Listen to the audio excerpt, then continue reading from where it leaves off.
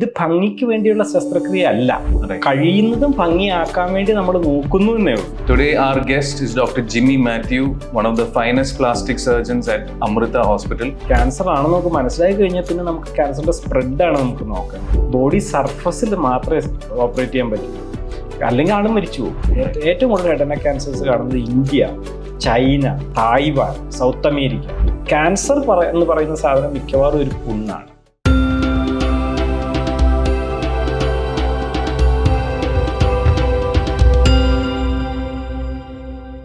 Hello and welcome to another episode of Med Ventures. Today, നമ്മുടെ ഒരു special ടോപ്പിക്കാണ്. It's called plastic surgery. Plastic surgery is an emerging branch and has been there for the last 2 to 3 decades. Today, our guest is Dr. Jimmy Matthew, one of the finest plastic surgeons at Amrita Hospital. Welcome, sir, to Med Ventures. Thank you. Sir, ഈ plastic surgery ഒരു very unique ബ്രാഞ്ചാണ്. Sir, എങ്ങനെയാണ് plastic surgery എന്ന് പറഞ്ഞൊരു branch അറിഞ്ഞതും എങ്ങനെയാണ് എത്തിയതും? Plastic surgery പണ്ട് മുതലേ ഉണ്ട്. കുറെ നാളായിട്ട് ഭയങ്കര ഓൾഡ് സ്പെഷ്യാലിറ്റിയാണ് ശരിക്കും പറഞ്ഞു കഴിഞ്ഞാൽ. പക്ഷെ അതിന്റെ ഫോക്കസ് ഇങ്ങനെ മാറി വന്നു. Of course, as you said, നമ്മുടെ നാട്ടിൽ എന്ന് പറഞ്ഞു കഴിഞ്ഞാൽ plastic surgery initially skin graft, burns, ചെറിയ റീകൺസ്ട്രക്ഷൻസ് അതിൽ ഒതുങ്ങി നിന്നിരുന്നു. ക്ലെഫ്റ്റ് ലിപ്പ് ആൻഡ് പാലറ്റ് അതിലൊക്കെ നിന്നിരുന്നു. അത് കഴിഞ്ഞ് റാപ്പിഡായിട്ട് ചേഞ്ച് വന്ന ഒരു സാധനമാണ്. അതായത് പെട്ടെന്ന് മൈക്രോ സർജറി, ഹാൻഡ് സർജറി, റീപ്ലാന്റ്സ്, പിന്നെ ക്യാൻസർ റീകൺസ്ട്രക്ഷൻ, അങ്ങനെയൊക്കെ പല പല ഫീൽഡുകളിലായിട്ട് നിന്നൊരു സാധനമാണ്. പലപ്പോഴും ആൾക്കാരുടെ ഒരു വിചാരമുണ്ട് കോസ്മെറ്റിക് സർജറി, അതായത് ബോഡി കുറച്ചുകൂടെ ഭംഗി കൂട്ടാനുള്ള സൗന്ദര്യവർദ്ധക ശസ്ത്രക്രിയ, അത് മാത്രമാണ് പ്ലാസ്റ്റിക് സർജറി എന്നാണ്. അങ്ങനെ പറയാൻ പറ്റില്ല. ശരിക്കും പറഞ്ഞാൽ ഇത് ഒറിജിനലി വന്നത് ഡിഫോമിറ്റി കറക്ഷൻ ആ രീതിയിലാണ്. ഇപ്പോൾ 19th സെഞ്ച്വറിയിലൊക്കെ നമ്മൾ നോക്കിക്കഴിഞ്ഞാൽ. പക്ഷേ നമ്മുടെ ശരിക്കും പറഞ്ഞാൽ ഹിസ്റ്ററി ഓഫ് സർജറി നോക്കിക്കഴിഞ്ഞാൽ one of the first to develop plastic surgery ആയിരുന്നു. കാരണം ബോഡി കാവിറ്റീസ് ആയിട്ടുള്ള അബ്ഡോമൻ, വയറിനകം, നെഞ്ചും കൂടിനകം, തലക്കകം, ഇതിനൊന്നും ഓപ്പറേറ്റ് ചെയ്യാൻ അന്ന് പറ്റിയിരുന്നേ ഇല്ല. പണ്ട് ബോഡി സർഫസിൽ മാത്രമേ ഓപ്പറേറ്റ് ചെയ്യാൻ പറ്റുള്ളൂ, അല്ലെങ്കിൽ ആളും മരിച്ചു പോകും. അപ്പൊ അങ്ങനെ വരുമ്പം plastic surgery was one of the earliest surgeries to be there. ശരിക്കും ഫാദർ ഓഫ് പ്ലാസ്റ്റിക് സർജറി എന്ന് പറഞ്ഞു കഴിഞ്ഞാൽ സുശ്രുതനാണ്. സുശ്രുത എന്ന് പറയുന്ന നമ്മുടെ നാട്ടിലാണ് ഇതിനെപ്പറ്റി എഴുതിയിട്ടുള്ളത്. ഇന്ത്യൻ ആണ് സുശ്രുത എന്ന് പറയുന്നത്. ഒരു 300 BC-യിലാണ് പുള്ളി ജീവിച്ചിരുന്നതെന്നാണ് വിശ്വസിക്കപ്പെടുന്നത്. ഏകദേശം 200 AD-യിലാണ് സുശ്രുത സംഹിത എന്ന് പറയുന്ന ബുക്ക് തന്നെ നമുക്ക് കിട്ടിയത്. അപ്പോൾ ഏർലി പീരിയഡിലുള്ള 2 മേജർ ആയുർവേദിക് ട്രിപ്റ്റൈസസ്, ചരക സംഹിത, സുശ്രുത സംഹിത. അതിനകത്ത് സുശ്രുതനാണ് സർജൻ. പക്ഷേ സുശ്രുതൻ എന്റെ സർജറീസ് മാത്രമല്ല സുശ്രുത സംഹിതയിലുള്ളതെന്നാണ് വിശ്വസിക്കപ്പെടുന്നത്. അത് അന്ന് വരെയുള്ള എല്ലാ സർജറീസും പുള്ളി ക്രോഡീകരിച്ച്, like he has built a text book, ഒരു ടെക്സ്റ്റ് ബുക്ക് പോലെ എഴുതിയതായിരിക്കും, ഒരു ഡോക്യുമെന്റഡ് അങ്ങനത്തെ ഒരു ടെക്സ്റ്റ് ബുക്ക് പോലെയാണ് അദ്ദേഹം എഴുതിയിരിക്കുന്നത്. അതിനകത്ത് ഈ പറഞ്ഞ പോലെ റൈനോപ്ലാസ്റ്റി എന്ന് പറയുന്ന നോസ് റീകൺസ്ട്രക്ഷൻ അന്ന് പണ്ടത്തെ ഒരു സാധനമായിരുന്നു, ഒരു ശിക്ഷയായിരുന്നു മൂക്ക് മുറിച്ച് കളയാന്നൊക്കെ ഉള്ളത്. അപ്പൊ മുറിച്ച മൂക്കുകളൊക്കെ തിരിച്ചു പിടിപ്പിക്കാനുള്ള, സൈഡിൽ നിന്ന് ചീക്കിൽ നിന്ന് എടുത്ത് തിരിച്ചു പിടിപ്പിക്കാനുള്ള സർജറി, ഇതൊക്കെ സുശ്രുതൻ പറഞ്ഞിരുന്നു. അപ്പൊ സുശ്രുതനാണ് ഫാദർ ഓഫ് പ്ലാസ്റ്റിക് സർജറി എന്ന് നമ്മൾ പറയുന്നത്. Father of modern plastic surgery എന്ന് പറയുന്നത് സർ ഹാരോൾഡ് ഗില്ലിസ് ആണ്. അപ്പൊ യൂറോപ്പിൽ ആ സമയത്ത് വാർ ഇഞ്ചുറീസ് വരുമ്പോൾ മുഖത്തൊക്കെ ഒത്തിരി പ്രശ്നങ്ങൾ ഉണ്ടാവും. പിന്നെ പതുക്കെ അത് ബാറ്റിൽ ഇഞ്ചുറീസിൽ ഹാൻഡ്, കയ്യിലുണ്ടാവുന്നത്, അങ്ങനെയുള്ള ഇഞ്ചുറീസ്, ആ ഡിഫോമിറ്റീസിനെ കറക്റ്റ് ചെയ്യുന്ന സർജറി. അങ്ങനെയാണ് അതിന്റെ ഇവല്യൂഷൻ. അപ്പൊ ഡിഫോമിറ്റീസ് കറക്റ്റ് ചെയ്യുന്ന സർജറി നാച്ചുറൽ ആയിട്ട് it evolved into cosmetic also. അപ്പൊ ആ കോസ്മെറ്റിക് എന്ന് പറഞ്ഞാൽ അതിന്റെ ഏറ്റവും ലേറ്റസ്റ്റ് വെർഷൻ എന്ന് പറയുന്ന ഒരു സംഭവം അറിയാവുള്ളൂ. അപ്പൊ ഞാൻ തൃശ്ശൂർ മെഡിക്കൽ കോളേജിലാണ് MBBS പഠിച്ചത്.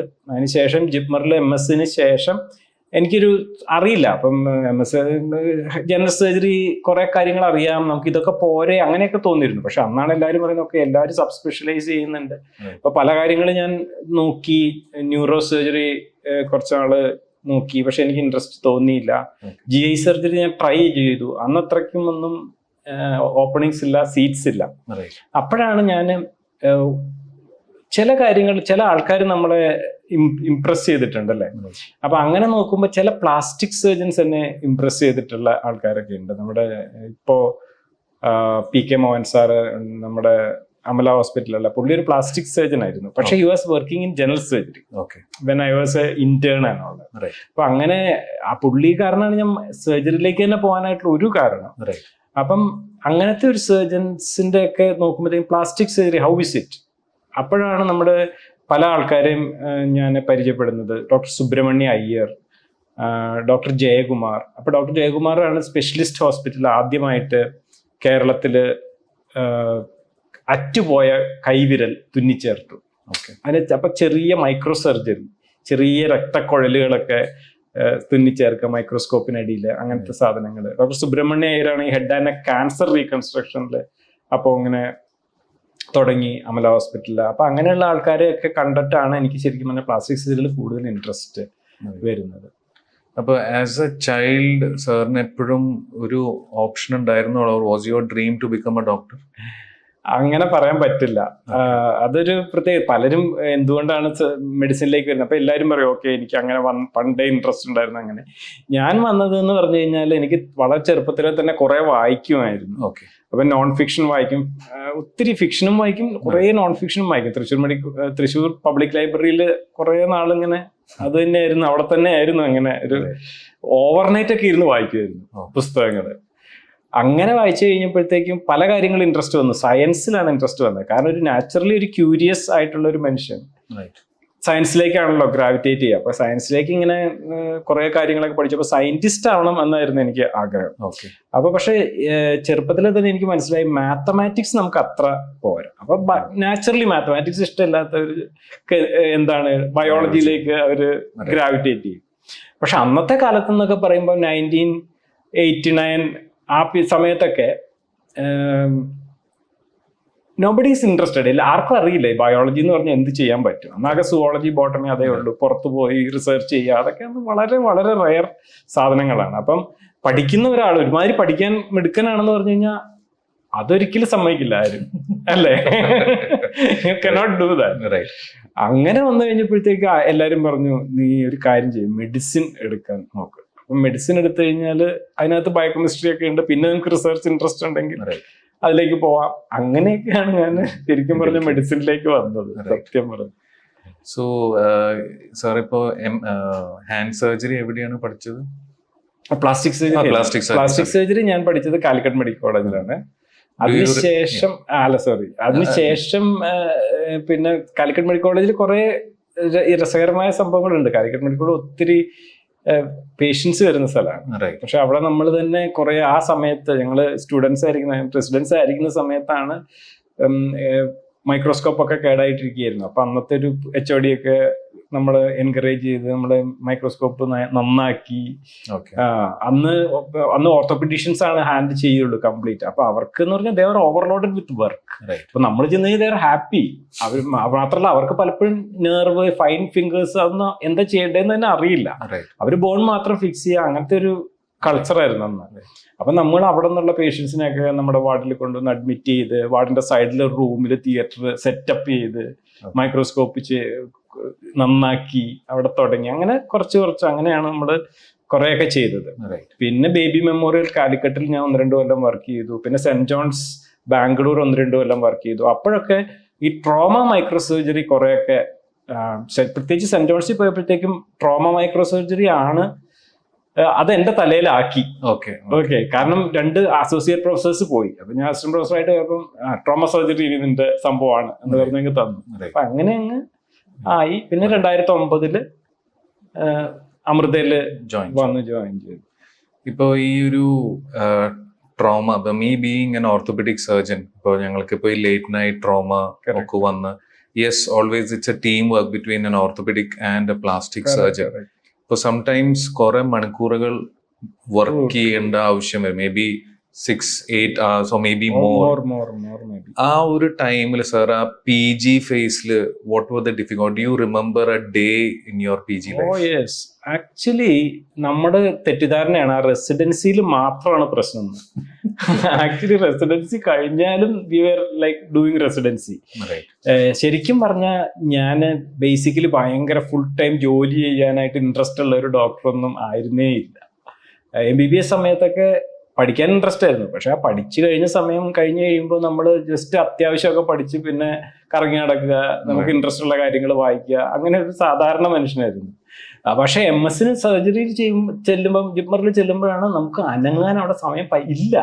നമുക്കവിടെ സർവൈവ് ചെയ്യണമെങ്കിൽ 24 മണിക്കൂറും വർക്ക് ചെയ്തേ പറ്റൂ. വല്ലപ്പോഴും ഒന്ന് ഫ്രീ ആവും. അപ്പം പിന്നെ അങ്ങനെ അത് ആ ഒരു കൾച്ചർ നല്ലതാണോ എന്ന് ചോദിച്ചു കഴിഞ്ഞാൽ മുഴുവനും നല്ലതല്ല. പക്ഷേ ഈ ഇതിനകത്ത് ഒരു പ്രശ്നം എന്ന് പറഞ്ഞാൽ വി ആർ ട്രൈയിങ് ടു, ഒരാളൊരു സർജൻ ആവണമെങ്കിൽ MBBS കഴിഞ്ഞിട്ട് ഒരു സർജൻ ഒരു പർട്ടിക്കുലർ ഏരിയയിൽ പ്രൊഫിഷ്യൻസി വരണമെങ്കിൽ ഇറ്റ് ടേക്സ് 7-8 years. ഒരു 7, 8, 9 കൊല്ലം വേണം. എന്നാലേ ഒരു പർട്ടിക്കുലർ ഏരിയയിൽ ആളൊരു സർജൻ എന്ന് പറയുന്ന രീതിയിൽ കോൺഫിഡൻസ് ഇൻഡിപെൻഡന്റ് ആയിട്ട് ചെയ്യാനായിട്ടുള്ള കോൺഫിഡൻസ് വരുന്നുള്ളൂ. ഉദാഹരണത്തിന് ഇപ്പം നമ്മൾ UK നോക്കൂ. UK ഒരു MBBS എന്ന് പറഞ്ഞാൽ അവിടുത്തെ MBBS ഗ്രാജുവേഷൻ കഴിഞ്ഞ ഒരാൾക്ക് ജനറൽ സർജറി FRCS കിട്ടണമെങ്കിൽ, അല്ലെങ്കിൽ ഓർത്തോപീഡിക്സ് FRCS കിട്ടണമെങ്കിൽ, അപ്പോഴാണല്ലോ കൺസൾട്ടന്റ് ആവാൻ പറ്റുന്നത്. എത്ര കൊല്ലം വേണം? Minimum 5 to 7 years. ഒരു 7 years വേണം. അതൊരു സ്പെഷ്യലിസ്റ്റ് സർജൻ ആണെങ്കിൽ പിന്നെയും ഒരു 9 years ഒക്കെ വേണം. അപ്പം അവിടെ ഒരു വാസ്കുലർ സർജൻ അല്ലെങ്കിൽ ഒരു ട്രാൻസ്പ്ലാന്റ് സർജൻ എന്ന് പറഞ്ഞ് അവിടെ വർക്ക് ചെയ്യുന്ന ഒരാള് MBBS കഴിഞ്ഞ് 10 years കഴിഞ്ഞ ഒരാളാണ്. ഈവൻ ബേസിക് ആയിട്ട് ഒരു കൺസൾട്ടന്റ്, ഏതെങ്കിലും ഒരു ബേസിക് സ്പെഷ്യാലിറ്റിയിലെ കൺസൾട്ടന്റ് വിൽ ഹാവ് ഒരു 7 years of training behind him. ആ ട്രെയിനി എന്ന് പറയുന്ന സമയത്ത് പുള്ളിയെ ട്രെയിനി ആയിട്ടല്ല കൺസിഡർ ചെയ്യുന്നത്. അവിടെ സാലറി കൊടുക്കുന്നു, റെസിഡന്റ് ഡോക്ടറായിട്ട് വർക്ക് ചെയ്യുന്നു. Same thing is in US also. You have 5 years or 7 years, 6 years like that. അപ്പം here we are trying to compress, വളരെ ബിസി ആയിട്ടുള്ള സ്ഥലത്ത് കൊണ്ടിട്ട് we are trying to compress those 7-8 yearsലുള്ള ആ ട്രെയിനിങ് എങ്ങനെയെങ്കിലും 3 years കൊണ്ട് കൊടുക്കുക. അതാണ് പ്രിൻസിപ്പിൾ. എല്ലായിടത്തും നടക്കുന്നുണ്ടോ എന്ന് അറിയില്ല. ഭയങ്കര ബിസി ആയിട്ടുള്ള സ്ഥലങ്ങളിൽ, ഗവൺമെന്റ് സ്ഥലങ്ങളിൽ പണ്ട് ഉണ്ടായിരുന്ന ആ സെറ്റപ്പ് കൊണ്ട് അതാണ് ഉദ്ദേശിച്ചിരുന്നത്. പക്ഷെ അതിന് പ്രശ്നങ്ങളുണ്ട്. ഇറ്റ് ഓൾസോ അത് എക്സ്പ്ലോയിറ്റേഷൻ, വേറെ പ്രശ്നങ്ങൾ, ആൾക്കാർക്ക് അത് താങ്ങാൻ പറ്റാതെ വരിക, തെറ്റായ കാര്യങ്ങൾ പഠിക്കുക. അതായത് ഭയങ്കര സ്പീഡിൽ വർക്ക് ചെയ്യുമ്പോൾ നമ്മൾ പല ഷോർട്ട് കട്ടുകളും ചെയ്യും അല്ലേ? പല ഷോർട്ട് കട്ടുകളും ചെയ്യും. നമുക്ക് പേഷ്യൻസിനെ ശ്രദ്ധിക്കാൻ പറ്റാതെ വരും. അവരുടെ സർജറി അല്ലെങ്കിൽ ടെക്നിക്കൽ അല്ലാത്ത കാര്യങ്ങൾ നമ്മൾ ശ്രദ്ധിക്കണം. അവരുടെ സോഷ്യോ എക്കണോമിക് പ്രശ്നങ്ങൾ ഉണ്ടാവും, അവർക്ക് വേദന ഉണ്ടാവും, അവർക്ക് വികാരങ്ങൾ ഉണ്ടാവും. ഇതൊന്നും ശ്രദ്ധിക്കാൻ നമുക്ക് സമയമില്ല, അവരോട് സംസാരിക്കാൻ സമയമില്ല. അങ്ങനെയുള്ള കാര്യങ്ങളിലൊക്കെ നമുക്ക് ഡെഫിഷ്യൻസി വരുന്നുണ്ട് നമ്മുടെ ട്രെയിനിങ്ങിൽ. അതാണ് എൻ്റെ ഒരു പ്രിൻസിപ്പിൾ. അപ്പൊ പേഷ്യൻസിനോട് വർത്താനം പറയാനും, പേഷ്യൻസിനെ എങ്ങനെ മാനേജ് ചെയ്യാനും, പേഷ്യന്റ് എക്സ്പെക്ടേഷൻസ് അവരോട് സംസാരിക്കണം. അവർക്ക് കോംപ്ലിക്കേഷൻ വരുമ്പോൾ അവരെ മാനേജ് ചെയ്യണം, അവരോട് കാര്യങ്ങൾ പറയേണ്ടി വരും. അവർ ചിലപ്പോൾ നമ്മളെ അടുത്ത് ദേഷ്യപ്പെടാം. അപ്പൊ അതെങ്ങനെ ഡീൽ ചെയ്യണം, ഇതിനൊക്കെ ട്രെയിനിങ് വേണം. നമ്മൾ കുറെ കാലം കൊണ്ട് ഇതൊക്കെ പഠിക്കുന്നുള്ളൂ. 3 years കൊണ്ടൊന്നും ആവുന്നില്ല. അപ്പൊ അതിനുശേഷമാണ് ട്രെയിനിങ് വേണ്ടത് എന്നാണ്. അതിനുശേഷവും ട്രെയിനിങ് പീരീഡ് ആണ് നമ്മുടെ ഇവിടെ ശരിക്കും പറഞ്ഞത്.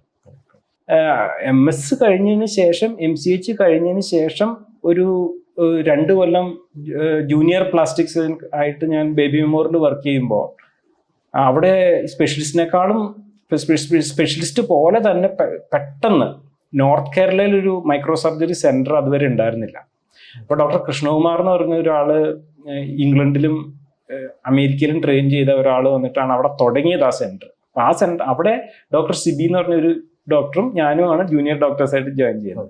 ഇമ്മീഡിയറ്റ്ലി അതൊരു മെയിൻ ആ കണ്ണൂർ, കാസർഗോഡ് ആ ഭാഗത്തിൽ നിന്നുള്ള, കോഴിക്കോട് ഭാഗത്തു നിന്നുള്ള നോർത്ത് കേരളയിലെ ഒരു വലിയ സെന്ററായി മാറുകയാണ് ചെയ്തത്. അപ്പൊ ശരിക്കും പറഞ്ഞാൽ ഞാൻ ഓൾട്ടർനേറ്റ് ഡേ ആയിരുന്നു ഡ്യൂട്ടി എടുത്തോണ്ടിരുന്നത്. അവിടെ 7, 8, 9 കേസുകൾ നൈറ്റിൽ അവിടെ ഉണ്ടാവും. അപ്പൊ അങ്ങനെ 2 കൊല്ലം വർക്ക് ചെയ്തു. ആക്ച്വലി അതുവരെ ഒരു റെസിഡൻസിയിൽ വർക്ക് ചെയ്യാത്ത അത്രയും ഞാൻ ആ 2 കൊല്ലം വർക്ക് ചെയ്തു എന്നുള്ളതാണ് സത്യം. So did you feel that, was it a bit over stressful, or because it was your learning, അപ്പോൾ you managed it ഇങ്ങനെയാണ്? ഇത് ബേസിക്കലി പലർക്കും, എൻ്റെ നോട്ടത്തിൽ പലർക്കും ഈ സ്ട്രെസ് ടോളറൻസ് വളരെ വ്യത്യാസപ്പെട്ടിരിക്കും. ചിലരെന്ന് പറഞ്ഞാൽ ഭയങ്കര ഇതൊന്നും ഒരു പ്രശ്നമില്ലാത്ത കുറേ ആൾക്കാരുണ്ട്. എന്ന് പറഞ്ഞു കഴിഞ്ഞാൽ എൻ്റെ നോട്ടത്തിൽ ജനറൽ പോപ്പുലേഷനിൽ അവർ ചിലപ്പോൾ ഒരു 2-3% ആൾക്കാരെ കാണുള്ളൂ. ഇത്രയും പ്രഷർ വന്നാൽ ഒരു പ്രശ്നമില്ല, ഹാപ്പി ആയിട്ട് ജോലി ചെയ്യാനായിട്ടും ഈ പ്രഷർ മൊത്തം എടുക്കാനും ഒരു പ്രശ്നമില്ലാത്തത്. പക്ഷെ സക്സസ്ഫുൾ സർജൻസിൻ്റെ ഇടയിൽ that will go up considerably, I feel. അതായത് എനിക്കറിയില്ല, നമുക്കങ്ങനെ ശതമാനം പറയാൻ പറ്റില്ല, പക്ഷെ എനിക്ക് തോന്നുന്നു ഒരു 10-30%, 10-30 ഒരു 10-15% ഏറ്റവും സക്സസ്ഫുൾ ആയിട്ടുള്ള കൺസിസ്റ്റന്റ് ആയിട്ട് 60, 65, 70, 75, 80 വയസ്സ് വരെ കൺസിസ്റ്റന്റ് ആയിട്ട് ഒരേപോലെ ഓപ്പറേറ്റ് ചെയ്യുന്ന, ബിസി ആയിട്ടിരിക്കുന്ന, എസ്പെഷ്യലി സർജൻസിൻ്റെ എല്ലാ ഡോക്ടർമാർക്കും ബാധകമാണ്. ഈ സ്ട്രെസ് ഒന്നും ഇഷ്യൂ അല്ലാത്തവരാണ് ഒരു 10% ആൾക്കാർ, 5-10% ആൾക്കാർ. കാരണം അവർ അങ്ങനെയാണ്, അവർ ട്രെയിൻഡ് ആണ്, അവർ ജന്മന അങ്ങനെയാണ്, അവർ ട്രെയിൻഡ് ആണ് അങ്ങനെ, അവരുടെ മെന്റാലിറ്റി അങ്ങനെയാണ്. റെസ്റ്റ് എല്ലാവരും സ്ട്രഗിളിങ് ആണ്, അവരുടേതായ രീതിയിൽ നല്ല സ്ട്രെസ്ഡ് ആണ്, നല്ല ബിസി ആയിട്ടുള്ളവരാണെങ്കിൽ. അതിനകത്ത് പഠനങ്ങൾ തന്നെ ഉണ്ടല്ലോ, ഒരു വേൾഡ് വൈഡ് ആയിട്ട് നോക്കിക്കഴിഞ്ഞാൽ അറ്റ്ലീസ്റ്റ് ഒരു 40-50% ഡോക്ടേഴ്സ് എങ്കിലും, അത് സർജിക്കൽ സ്പെഷ്യാലിറ്റീസിലാവുമ്പോൾ കൂടും, അത് ട്രെയിനി പീരീഡിലാണെങ്കിലും അല്ലെങ്കിൽ അറ്റ് എനി പർട്ടിക്കുലർ സ്റ്റേജ് അവരൊരു ബേൺഡ് ഔട്ട് അല്ലെങ്കിൽ ഒരു നല്ല സ്ട്രെസ്ഡ് ആയിട്ടുള്ള ഒരു സിറ്റുവേഷനിലാണ് ഇരിക്കുന്നത്. അത് പേഷ്യൻ്റ് എക്സ്പെക്ടേഷൻസ്, മോഡേൺ മെഡിസിനെ പറ്റിയുള്ള എക്സ്പെക്ടേഷൻസ്, നമ്മുടെ കൺട്രോളിൽ നിൽക്കായ്മ, ഇതെല്ലാം നമ്മുടെ കൺട്രോളിലെ കാര്യങ്ങളൊന്നുമല്ല. കുറെയൊക്കെ ആരുടെയും കൺട്രോളിലല്ല, കുറെയൊക്കെ ഹോസ്പിറ്റലിന്റെ കൺട്രോളിലാണ്, കുറെയൊക്കെ എക്യുപ്മെന്റ്സിന്റെ കൺട്രോളിലാണ്, കുറെയൊക്കെ സാഹചര്യങ്ങളുടെ കൺട്രോളിലാണ്. വളരെ കുറച്ചേ നമ്മുടെ കൺട്രോളിലുള്ളൂ. അതേസമയം നമ്മൾ വെച്ചിട്ടുള്ള എക്സ്പെക്ടേഷൻസ് എന്ന് പറയുന്ന എല്ലാം നമ്മുടെ കൺട്രോളിലാണെന്നുള്ളതാണ്. കാരണം ആർക്കെങ്കിലും റെസ്പോൺസിബിലിറ്റി വെച്ച് കൊടുത്തേ പറ്റൂ, റെഗുലേറ്ററി അതോറിറ്റീസിന്. അപ്പൊ ഈ ഒരു മിസ്മാച്ച് മൂലം എന്തായാലും ഒരു 10-40%, 50% ആൾക്കാർക്ക് നല്ല സ്ട്രെസ് ഉണ്ട് എന്നാണ് എൻ്റെ റീഡിങ്. അപ്പോൾ സാറ് നേരത്തെ മെൻഷൻ ചെയ്ത പ്ലാസ്റ്റിക് സർജറിയിലെ branches, one of the most commonest thing is head and neck surgery, or something which I find very exciting about. ഈ ഹെഡ് ആൻഡ് നെക്ക് എന്ന് കേൾക്കുമ്പോൾ ഫസ്റ്റ് എൻ്റെ ഒരു മനസ്സിലൊരു പിക്ചർ വരുന്നത്, ഞങ്ങളുടെ സിനിമ തിയേറ്റർ തുടങ്ങുമ്പോൾ ഒരു ലേഡിയുടെ വായില് something about tobacco, it's removed and she's got a stitch around her face. So my perception is അത് ഓറൽ ക്യാൻസർ ആവാം. എങ്ങനെയാണ് ഒരാൾക്ക് ഓറൽ ക്യാൻസർ വരുന്നത്, അതിൻ്റെ ഒരു ഐഡിയ തരാൻ പറ്റും? ഈ ഹെഡ് ആൻഡ് നെക്ക് സർജറി എന്ന് പറയുന്നത്, നമ്മൾ ഉദ്ദേശിക്കുന്ന head and neck oncology, head and neck cancer എന്ന് പറഞ്ഞ് ഉദ്ദേശിക്കുന്നത് നമ്മളുടെ ബ്രെയിൻ ഒഴിച്ചുള്ള, ന്യൂറോ സർജൻസിൻ്റെ ഫീൽഡ് ഒഴിച്ചുള്ള നെക്കിൻ്റെ അങ്ങോട്ടുള്ള ക്യാൻസേഴ്സാണ്. അപ്പോൾ ഹെഡ് ആൻഡ് നെക്ക് എന്ന് പറഞ്ഞൊരു പ്രത്യേക ഏരിയയാണ്. കാരണം ഭയങ്കര കോംപ്ലക്സ് സ്ട്രക്ചേഴ്സ്, മനുഷ്യന് ഏറ്റവും വേണ്ട അല്ലേ, ഡിഫോമിറ്റി അല്ലെ, ഫോം ആൻഡ് ഫങ്ഷൻ, നമ്മുടെ എന്തോരം ഫങ്ഷൻസ് ആണ് ഹെഡ് ആൻഡ് നെക്ക് ഏരിയയിൽ നമ്മൾ ചെയ്യുന്നത്. സംസാരിക്കുന്നു, നമ്മുടെ ഫേസ് ആൾക്കാരെ കാണിക്കുന്നു, നമ്മുടെ എക്സ്പ്രഷൻ, ഫുഡ് കഴിക്കുന്നു, ശ്വാസം എടുക്കുന്നു. അപ്പം ഇത്രയും കാര്യങ്ങളുള്ള ഒരു സാധനമാണ്. മാത്രമല്ല എല്ലാ നെർവ്സും വരുന്നതും എല്ലാം ബ്രെയിനിൽ നിന്ന് വരുന്നതൊക്കെ ഈ ഹെഡ് ആൻഡ് നെക്ക് ഏരിയയിലാണ് ഒത്തിരി. അപ്പം ഇതൊരു വലിയ ഫീൽഡാണ്. അവിടെയൊക്കെ ക്യാൻസേഴ്സ് വരുമ്പോൾ ഭയങ്കര പാടാണ്. അപ്പം ഏതാണ് മെയിൻ ആയിട്ടുള്ള ക്യാൻസേഴ്സ് എന്ന് ചോദിച്ചു കഴിഞ്ഞാൽ, ഒരു ക്യാൻസേഴ്സ് നമ്മൾ അത്ര ഇപ്പം കൺസേൺഡ് അല്ല, കാരണം അതിനകത്ത് അധികം റീകൺസ്ട്രക്ഷൻ വരുന്നില്ല.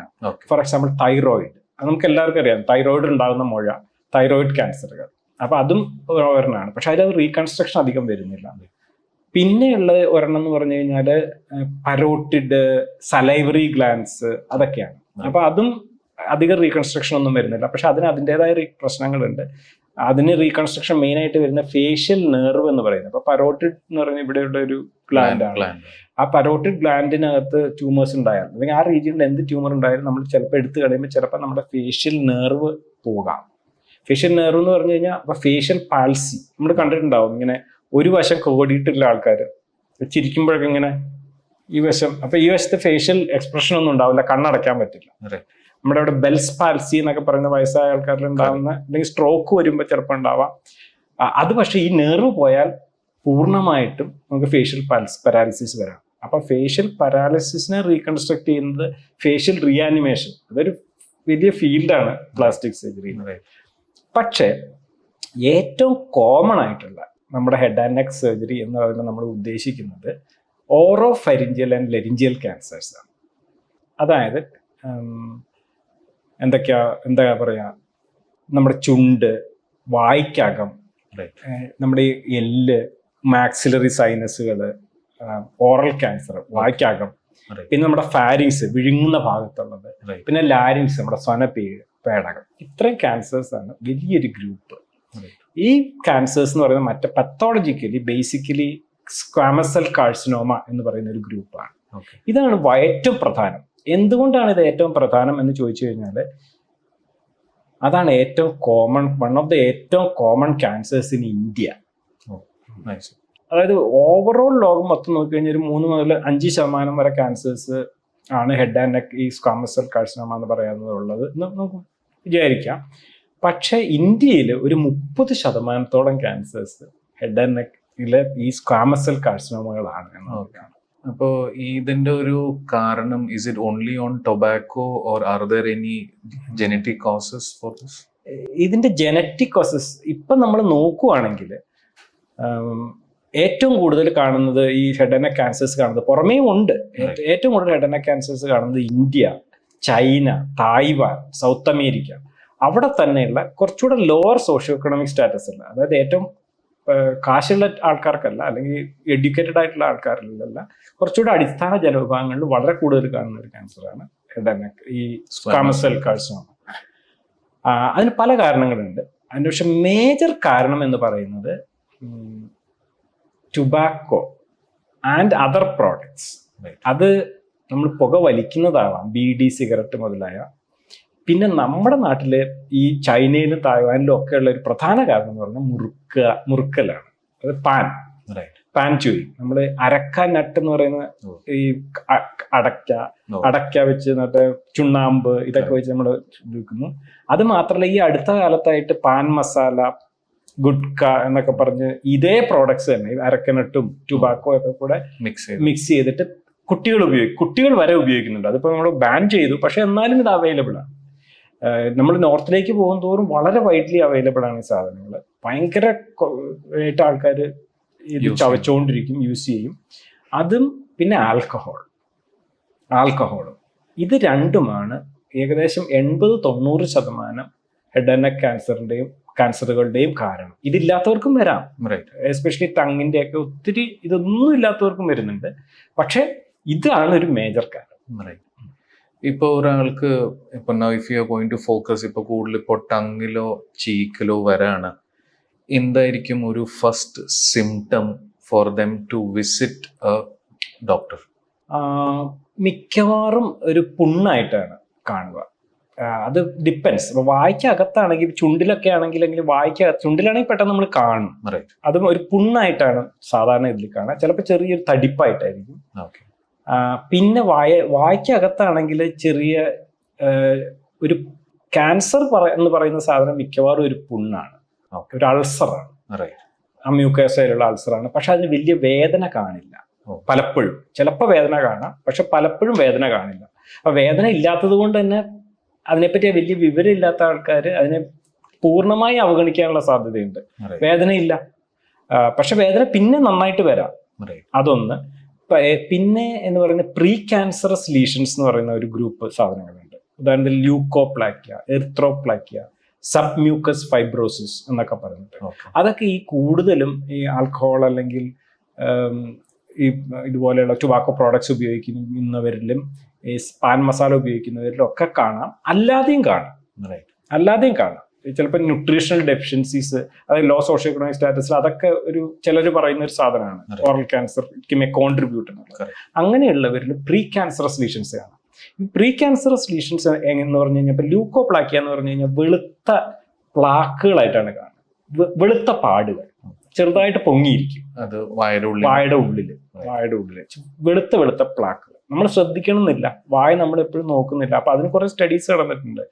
റെഗുലറായിട്ട് വായ നമ്മൾ കണ്ണാടിയിൽ നോക്കിക്കഴിഞ്ഞാൽ പെട്ടെന്ന് അറിയാൻ പറ്റുമോ എന്നുള്ളത്. അറിയാൻ പറ്റേണ്ടതാണ്, പക്ഷെ അതിന്റെ സ്റ്റഡീസ് അങ്ങനെ അത് എപ്പോഴും പ്രാക്ടിക്കൽ അല്ല, അതിന് ട്രെയിനിങ് വേണം അല്ലേ, നമ്മുടെ സ്വന്തം വായിക്കകത്ത് നോക്കി കണ്ടുപിടിക്കാനൊക്കെ ആയിട്ട്. പക്ഷെ അങ്ങനെ സ്റ്റഡീസ് നടന്നിട്ടുണ്ട്. പിന്നെ എറിത്രോപ്ലാക്കിയ, അതായത് ചുമന്ന പാടുകൾ വരാം. സബ്മ്യൂക്കസ് ഫൈബ്രോസിസ് എന്ന് പറഞ്ഞാൽ പാനൊക്കെ സ്ഥിരമായിട്ട് ഉപയോഗിക്കുന്നവരിലാണ് കാണുക.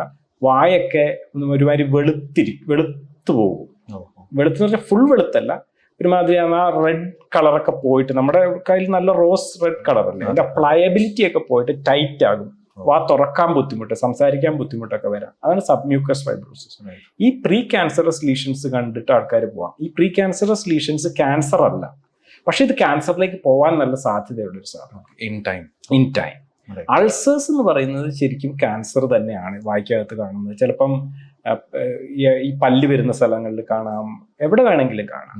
അതാണ് ഒരു ലക്ഷണം എന്ന് പറയുന്നത്. പക്ഷെ താഴോട്ട് പോകുമ്പോഴത്തേക്ക് നമുക്ക് അൾസേഴ്സ് കാണാൻ പറ്റില്ല. ലാരിങ്സിലാണെങ്കിൽ ലാരിങ്സ് വോക്കൽ കോഡ് ഭാഗത്തൊക്കെ ആണെങ്കിൽ സ്വരത്തിന്റെ വ്യത്യാസത്തിലാണ് ഇത് വരുന്നത്. പെട്ടെന്ന് സ്വരം മാറി, സ്വരം ഇടറി എന്നാൽ നമുക്ക് യാതൊരു വേറെ ഒരു വേദനയോ ഒന്നുമില്ല. വേദന വരാം, വേദന ഉണ്ടെങ്കിൽ പക്ഷെ ആൾക്കാരെ കാണാൻ പോകും. പക്ഷെ ഈ സൗണ്ട് മാത്രം മാറുമ്പോൾ ആൾക്കാർക്ക് അതൊരു പ്രശ്നമാണെന്ന് മനസ്സിലാവില്ല. പക്ഷെ ഇറ്റ് ക്യാൻ ബി അത് സൗണ്ട് മാറാൻ കുറെ കാരണങ്ങളുണ്ട്. പക്ഷെ it can be a cancerous. വിഴുങ്ങാൻ ബുദ്ധിമുട്ട്, തൊണ്ടവേദന, വിഴുങ്ങുമ്പോൾ തൊണ്ടവേദന, ഇതൊക്കെ ഒരു ലക്ഷണമാണ്. പിന്നെ ഈ ക്യാൻസറുകൾ ആദ്യമായിട്ട് സ്പ്രെഡ് ചെയ്യുന്ന ലിംഫ് നോഡ്സിലേക്കാണ്, കഴുത്തിൽ. അപ്പൊ കഴുത്തിൽ മുഴ, ലിംഫ് നോഡ്സ്. മിക്കവാറും പെയിൻലെസ് ആയിരിക്കും. ചുരുക്കമായിട്ട് പെയിൻഫുൾ ആയിരിക്കാം, മിക്കവാറും പെയിൻലെസ് ആണ്. പക്ഷെ നമുക്ക് എപ്പോഴും കുട്ടികളിലും നമുക്കും തൊണ്ടവേദനയും ജലദോഷവും പനിയും വരുമ്പോൾ എപ്പോഴും ലിംഫ് നോഡ്സ് വരും. അത് യൂഷ്വലി വേദനയുള്ളതാണ്, അത് വളരെ സോഫ്റ്റ് ആണ്, അത് കുറച്ച് കഴിയുമ്പം 2-3 ആഴ്ചക്കുള്ളിൽ മാറുകയും.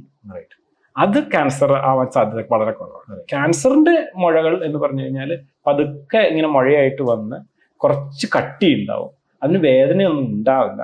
അതിങ്ങനെ പതുക്കെ കുറേ നാള് ഇങ്ങനെ നിൽക്കും, മാസങ്ങൾ നിൽക്കും, നമുക്കത് മാറില്ല. അങ്ങനെയുള്ള സാധനങ്ങൾ നമ്മൾ മാസങ്ങളൊന്നും നിൽക്കാതെ തന്നെ നമ്മൾ കാണിക്കേണ്ടതാണ്. ഇതാണ് യൂഷ്വൽ ആൾക്കാർ പോകുന്നത്. പിന്നെ ഡെന്റിസ്റ്റുകളുടെ പോലെയുള്ള നമ്മൾ പതിവായിട്ട് ഡെന്റിസ്റ്റുകളുടെ അടുത്തൊക്കെ പോവുകയാണെങ്കിൽ അവർ കാണുമ്പോൾ അവർക്ക് പെട്ടെന്ന് മനസ്സിലാവും, യൂഷ്വലി അങ്ങനെ അവർ റെഫർ ചെയ്യും. അപ്പൊ ഇങ്ങനെയൊക്കെയാണ് ഇതിന്റെ ഇനീഷ്യൽ ലക്ഷണങ്ങളായിട്ട് കാണുന്നത്. ഇപ്പോൾ സാർ ഈ പറഞ്ഞ ഈ സോ കോൾഡ് സിംറ്റംസ് ഒക്കെ പേഷ്യന്റ് ഫീൽ ചെയ്ത് കഴിഞ്ഞ് now they come and visit the doctor. Doctor ഇത് കണ്ട് ഒരു ഡൗട്ട് മേ ബി ദിസ്. അപ്പൊ ഇതിന്റെ ഒരു സെറ്റ് ഓഫ് ഇൻവെസ്റ്റിഗേഷൻസ് എന്തായിരിക്കും normally pertaining to the face or neck? അതെ, ഇപ്പം നമ്മള് oral cancer, oral and oropharyngeal larynx ക്യാൻസറിനെ പറ്റിയാണല്ലോ നമ്മൾ പറയുന്നത്. അപ്പം ഈ തൈറോയിഡും പാരോയിഡ് അതൊക്കെ ഞാൻ ഇപ്പൊ പറയുന്നില്ല. യൂഷ്വലി നമ്മൾ അൾട്രാസൗണ്ട് ചെയ്യും, അൾട്രാസൗണ്ട് ഗൈഡഡ് FNAC ഒക്കെയാണ് അവിടുത്തെ ഫൈൻ നീഡിൽ ആസ്പിരേഷൻ സൈറ്റോളജി എന്ന് പറയും. അങ്ങനെയൊക്കെ രീതിയിലാണ് നമ്മൾ പോവുക. അതേസമയം ഇതൊക്കെ എന്ന് പറഞ്ഞാൽ ക്യാൻസർ ഡയറക്റ്റ് ആയിട്ട് നമുക്ക് കാണാനൊക്കെ പറ്റും. അപ്പം നമുക്ക് വായി തുറന്ന് നോക്കാം. യൂഷ്വലി എല്ലാ ഹെഡ് ആൻഡ് നെക്ക് ക്യാൻസർ സർജൻസിന്റെ OP-ലും അവർക്ക് സ്കോപ്സ് ഉണ്ടാവും, ഫ്ലെക്സിബിൾ സ്കോപ്സ് എല്ലാം OP-ൽ തന്നെ ഉണ്ടാവും. അപ്പൊ ആ സ്കോപ്പ് വഴി നമുക്ക് എല്ലാം കാണാൻ പറ്റും. അത് OP പ്രൊസീജിയറാണ്. അത് OP-ൽ ചെയ്യാവുന്ന പ്രൊസീജിയറാണ്. എല്ലാവരും OP-ൽ ആവണം എന്നില്ല ചെയ്യുന്നത്. അപ്പം പക്ഷെ OP-ലുള്ള എൻഡോസ്കോപ്പി അതിൽ വഴി നമുക്ക് എല്ലാം കാണാൻ പറ്റും. അപ്പൊ നമ്മൾ നോക്കേണ്ടത് പലപ്പോഴും ഒരു സ്ഥലത്ത് ലീഷനുള്ള, ഒരു സ്ഥലത്ത് ക്യാൻസർ ഉള്ള ആൾക്ക് വേറെ സ്ഥലങ്ങളിലും ക്യാൻസർ ഉണ്ടാവാൻ സാധ്യതയുണ്ട്. ഫീൽഡ് ക്യാൻസറൈസേഷൻ എന്ന് പറയും. കാരണം പലപ്പോഴും ഈ പുകയില ചവച്ചും ആൽക്കഹോൾ കഴിക്കുമ്പോഴും അങ്ങനെയുള്ള ഉണ്ടാകുന്ന ഒരു തരം ഡാമേജ് കൊണ്ടാണല്ലോ ഈ ഇത് ഉണ്ടാവുന്നത്. പക്ഷെ അത് എല്ലായിടത്തും ഉണ്ടല്ലോ, വായിൽ എല്ലായിടത്തും അല്ലെങ്കിൽ തൊണ്ടയിൽ എല്ലായിടത്തും ഉണ്ട്. അതുകൊണ്ട് തന്നെ ഒരു ക്യാൻസർ കണ്ടു കഴിഞ്ഞാൽ നമ്മൾ എപ്പോഴും വേറൊരു ക്യാൻസറും കൂടെ ഉണ്ടാവാനുള്ള സാധ്യതകളുണ്ട്. മാത്രമല്ല ഒരെണ്ണം നമ്മൾ ചെയ്തു കഴിഞ്ഞാൽ പിന്നെയും വരാനുള്ള സാധ്യതയും കൂടുതലാണ്. റിക്കറൻസ് പറയാൻ പറ്റില്ല, വേറൊരു സ്ഥലത്ത് സെക്കൻഡ് പ്രൈമറി എന്ന് പറയും. അപ്പൊ അങ്ങനെയും വരാനുള്ള സാധ്യതയും ഉണ്ട്. റിക്കറൻസിന് സാധ്യതയുണ്ട് അല്ലാതെ തന്നെ. അപ്പം അവിടെ മൊത്തം നോക്കണം നമ്മള്, ലാരിങ്സ് ഫാരിങ്സ് എല്ലാം സ്കോപ്പ് ചെയ്ത് നോക്കും. നമുക്ക് ബയോപ്സി എടുക്കാൻ പറ്റും, ചെറിയൊരു പീസ് നമുക്ക് എടുക്കാനുള്ള ഇൻസ്ട്രുമെന്റ്സ് വെച്ച് നമുക്ക് എടുക്കാൻ പറ്റും. ആ ഇൻസ്ട്രുമെന്റ്സ് അത് പത്തോളജിസ്റ്റിന് കൊടുത്ത് പത്തോളജി മൈക്രോസ്കോപ്പിൽ നോക്കിയിട്ട് അത് സ്ക്വമസ് സെൽ കാർസിനോമയാണോ എന്നുള്ള ഒരു ഡയഗ്നോസിസ് ചെയ്യും. അതായിരിക്കും അതിന്റെ ഒരു പ്രൈമറി ലെവൽ. റൈറ്റ്. ഇപ്പോൾ we have attained A diagnosis of squamous cell carcinoma of may be the cheek or the tongue. ഇതിന് മെഡിക്കേഷൻസ് ആണോ or does it require any procedure? എങ്ങനെയാണ് അത്? ശരിക്കും പറഞ്ഞാൽ നമ്മൾ അതിനു മുമ്പേ തന്നെ ഇപ്പൊ നമ്മൾ ക്യാൻസർ സ്ഥിരീകരിച്ചു കഴിഞ്ഞാൽ, ക്യാൻസർ ആണെന്ന് നമുക്ക് മനസ്സിലായി കഴിഞ്ഞാൽ പിന്നെ നമുക്ക് ക്യാൻസറിന്റെ സ്പ്രെഡാണ് നമുക്ക് നോക്കേണ്ടത്. നമുക്ക് CT സ്കാൻ, MRI അങ്ങനെ എല്ലാ ഇൻവെസ്റ്റിഗേഷൻസ് നമുക്ക് നോക്കേണ്ടത് ചെയ്യേണ്ടത്. നോർമലി അതിനൊരു പ്രൈമറി ഉണ്ടാവോ സംവെയർ എൽസ്, അതോ ഇറ്റ് ഈസ് മോർ ലോക്കലൈസ്ഡ്? അല്ല, അത് പ്രൈമറി എന്ന് പറയുന്നത് നമ്മള് ഇത് തന്നെയായിരിക്കും, വായ്ക്കകത്ത് അല്ലെങ്കിൽ ലാരിങ്സ് അല്ലെങ്കിൽ ഫാരിങ്സിലുള്ള അത് തന്നെയാണ് പ്രൈമറി എന്ന് നമ്മൾ വിചാരിക്കുകയാണെങ്കിൽ. പിന്നെ നമ്മൾ കൺസേൺ അത് എന്തോരം എക്സ്റ്റെൻഡ് ചെയ്യുന്നു എന്നുള്ളത് നമ്മൾ നോക്കണം. അത് നമുക്ക് ഇങ്ങനെ തൊട്ട് നോക്കിയാൽ മാത്രം അറിയണം എന്നില്ല. ഉദാഹരണത്തിന് ടങ്ങിലൊക്കെ ഒരു ലീഷൻ ആണെങ്കിൽ നമ്മുടെ MRIയിൽ നമുക്ക് ടങ്ങിൽ എന്തോരം ഡെപ്തിലേക്ക് അത് പോകുന്നുണ്ട് നമുക്ക് അറിയാൻ പറ്റും. പിന്നെ നമ്മൾ നോക്കുന്നത്, നമ്മൾ ഇങ്ങനെ ഇവിടെ ഇങ്ങനെ തൊട്ട് നോക്കും, ഫീൽ ചെയ്ത് നമ്മൾ നെക്ക് നോക്കിയാലും അതിന് നമുക്ക് നോട്ട്സ് എല്ലാം അറിയണം എന്നില്ല. അപ്പൊ നോട്ട്സ് ഡെഫിനറ്റ് ആയിട്ട് നമ്മുടെ CT സ്കാൻ വഴിയോ MRI വഴിയോ നമ്മൾ കഴുത്തിൽ നോട്ട്സ് ഉണ്ടോ, നോട്ട്സിലേക്ക് സ്പ്രെഡ് ഉണ്ടോ എന്ന് നോക്കും. നോട്ട്സ് പോസിറ്റീവ് ആണോ എന്ന് FNAC എടുത്ത് നമുക്ക് വേണമെങ്കിൽ നോക്കാം. ഇതൊക്കെ വളരെ ഇമ്പോർട്ടൻ്റ് ആണ്. പിന്നെ നമ്മൾ ചില സ്റ്റേജിൽ, അഡ്വാൻസ്ഡ് സ്റ്റേജുകളിൽ നമ്മൾ വേറെ ചെസ്റ്റ് എക്സ്റേ ഒക്കെ എടുത്ത് മിക്കവാറും നോക്കും. വേറെ സ്ഥലങ്ങളിലേക്ക് സ്പ്രെഡ് ഉണ്ടോ എന്ന് അഡ്വാൻസ് സ്റ്റേജുകളിൽ നോക്കേണ്ട വരാം. പ്രത്യേകിച്ച് വേറെ എന്തെങ്കിലും സിംറ്റംസ് ഉണ്ടെങ്കിൽ നമുക്കത് നോക്കേണ്ട വരാം. Any role of PET scan? PET scan കൂടുതലും, പെറ്റ് സ്കാൻ പുതിയൊരു സാധനമാണ്. പെറ്റ് സ്കാൻ കൂടുതലും യൂസ് ചെയ്യുന്നത് റിക്കറൻസ് നോക്കാൻ വേണ്ടിയിട്ടാണ്. പിന്നെ സം റെയർ ഇൻഡിക്കേഷൻസിലാണ് പെറ്റ് സ്കാൻ നമ്മൾ കൂടുതലും യൂസ് ചെയ്യുന്നത്. ഒരു ഹെഡ് ആൻഡ് നെക്കിൽ അത്രയും വരില്ല. ഹെഡ് ആൻഡ് നെക്കിൽ റിക്കറൻസിനാണ് കൂടുതലും അതിന് യൂസ് വരുന്നുണ്ട്. പ്രത്യേകിച്ച് ബോൺ ഒക്കെ നമ്മൾ സസ്പെക്ട് ചെയ്യുകയാണെങ്കിൽ അങ്ങനെ പല കാരണങ്ങൾ കൊണ്ടും വരാം. പക്ഷേ റിക്കറൻസിനാണ് നമ്മൾ പെറ്റ് സ്കാൻ കൂടുതലായിട്ടും നമ്മുടെ അതിൻ്റെ റിലവൻസ് വരിക. CT MRI എന്ന് പറഞ്ഞു കഴിഞ്ഞാൽ നമ്മൾ വളരെ ചെറിയ ലീഷൻ ആണെങ്കിൽ പോലും മിക്കവാറും നമ്മളൊരു ഇമേജിംഗ് മൊഡാലിറ്റി എങ്കിലും ചെയ്യും, കാരണം നോഡിന്റെ സ്റ്റാറ്റസ് അറിയാൻ വേണ്ടിയിട്ട്. റൈറ്റ്. സോ എങ്ങനെയാണ് sir, how do we treat such thing? What is ഇതിന് എന്തെങ്കിലും classification or grading? What requires surgery? Definitely നമ്മുടെ എല്ലാ ക്യാൻസർ ഗ്രേഡിംഗ് പോലെയും സ്റ്റേജ് 1, സ്റ്റേജ് 2, സ്റ്റേജ് 3, സ്റ്റേജ് 4 അങ്ങനെ ഒരു ഗ്രേഡിംഗ് ഉണ്ട് ഇതിന്. പിന്നെ പ്രൈമറി നോക്കുവാണെങ്കിൽ less than 2 centimetre, 2 to 4 centimetre, more than 4 centimetre. More than 4 സെന്റിമീറ്ററിൽ ആണെങ്കിൽ തന്നെ, അല്ലെങ്കിൽ 2 സെന്റിമീറ്റർ ആണെങ്കിൽ പോലും അത് ബോണിനെ ഇൻവോൾവ് ചെയ്യുന്നുണ്ടോ, ബോണിനെ ഇൻവോൾവ് ചെയ്യുന്നുണ്ടെങ്കിൽ അത് ഉടനെ തന്നെ അടുത്ത ഒരു ലെവലിലേക്ക് പോകും. പിന്നെ നോഡ്സ്, അതിന്റെ ഇൻവോൾവ്മെന്റ് ഭയങ്കര ഒരു ഇമ്പോർട്ടന്റ് സ്റ്റേജിങ് ക്രൈറ്റീരിയ ആണ്. അപ്പൊ ഇതൊക്കെ വെച്ചിട്ടാണ് നമ്മുടെ ട്രീറ്റ്മെന്റ് നോക്കുന്നത്. യൂഷ്വലി ആദ്യം ഈ ഓറോഫാരിങ്സ് എന്ന് പറയുന്ന അല്ലെങ്കിൽ ലാരിങ്സിനൊക്കെ നമ്മൾ സ്പെഷ്യൽ ഇൻഡിക്കേഷൻസ് ഇല്ലെങ്കിൽ മിക്കവാറും ഏർലി ക്യാൻസേഴ്സിന് കീമോ റേഡിയേഷൻ ആണ് ട്രീറ്റ്മെന്റ്. കീമോ റേഡിയേഷൻ വർക്ക് ചെയ്യുന്നില്ലെങ്കിൽ, അല്ലെങ്കിൽ വർക്ക് ചെയ്തില്ലെങ്കിൽ, അല്ലെങ്കിൽ പിന്നെയും വന്നാലൊക്കെയാണ് അവിടെ സർജറി നമ്മൾ കൂടുതലും ചെയ്യുക. പക്ഷേ കാർട്ടിലേജ് ഇൻവേഷൻ അങ്ങനെ പല സംഭവങ്ങളുണ്ട്. ചിലപ്പോൾ നമുക്ക് ലാരിങ്സ് മൊത്തം എടുത്ത് കളയേണ്ടി വരും, ഫാരിങ്സിന്റെ ഒരു ഭാഗം എടുത്ത് കളയേണ്ട വന്നേക്കാം. അപ്പോഴൊക്കെ നമുക്ക് റീകൺസ്ട്രക്ട് ചെയ്യേണ്ടി വരും. പക്ഷെ വായിക്കകത്തെ ലീഷൻസ് മിക്കവാറും സർജറിയാണ്. തീരെ ചെറുതിന് റേഡിയേഷൻ സസെപ്റ്റബിൾ ആണ്, റേഡിയേഷൻ വേണമെങ്കിൽ ചെയ്യാം. പക്ഷെ എന്നാലും നമ്മൾ കൂടുതലും ചെയ്യുന്നത് സർജറിയാണ്. കുറച്ചുകൂടെ വലിയ കേസുകളാണെങ്കിൽ സർജറി മാത്രം ചെയ്താൽ പോരാ, ആ ഭാഗം നന്നായിട്ട് അതിൻ്റെ ചുറ്റുഭാഗമുള്ള കംപ്ലീറ്റ് ആയിട്ട് എടുത്ത് കളയുക മാത്രമല്ല, നോട്ട്സിലേക്ക് സ്പ്രെഡ് ഉണ്ടെങ്കിലും, ചിലപ്പോൾ നോട്ട് സ്പ്രെഡ് ഇല്ലെങ്കിലും നമ്മൾ നോട്ട്സും കുറെ എടുക്കും. പല ലെവലിലായിട്ടുള്ള നോട്ട്സ് എടുത്ത്, അതും പത്തോളജിക്കലി നമുക്ക് നോക്കാൻ വേണ്ടിയിട്ടാണ്. കാരണം നോഡിലേക്കുള്ള സ്പ്രെഡാണ് പിന്നീട് നമുക്ക് എത്ര റേഡിയേഷൻ കൊടുക്കണം, അവിടെയും റേഡിയേറ്റ് ചെയ്യണോ, പ്രോഗ്നോസിസിനും ഒക്കെ കാരണം.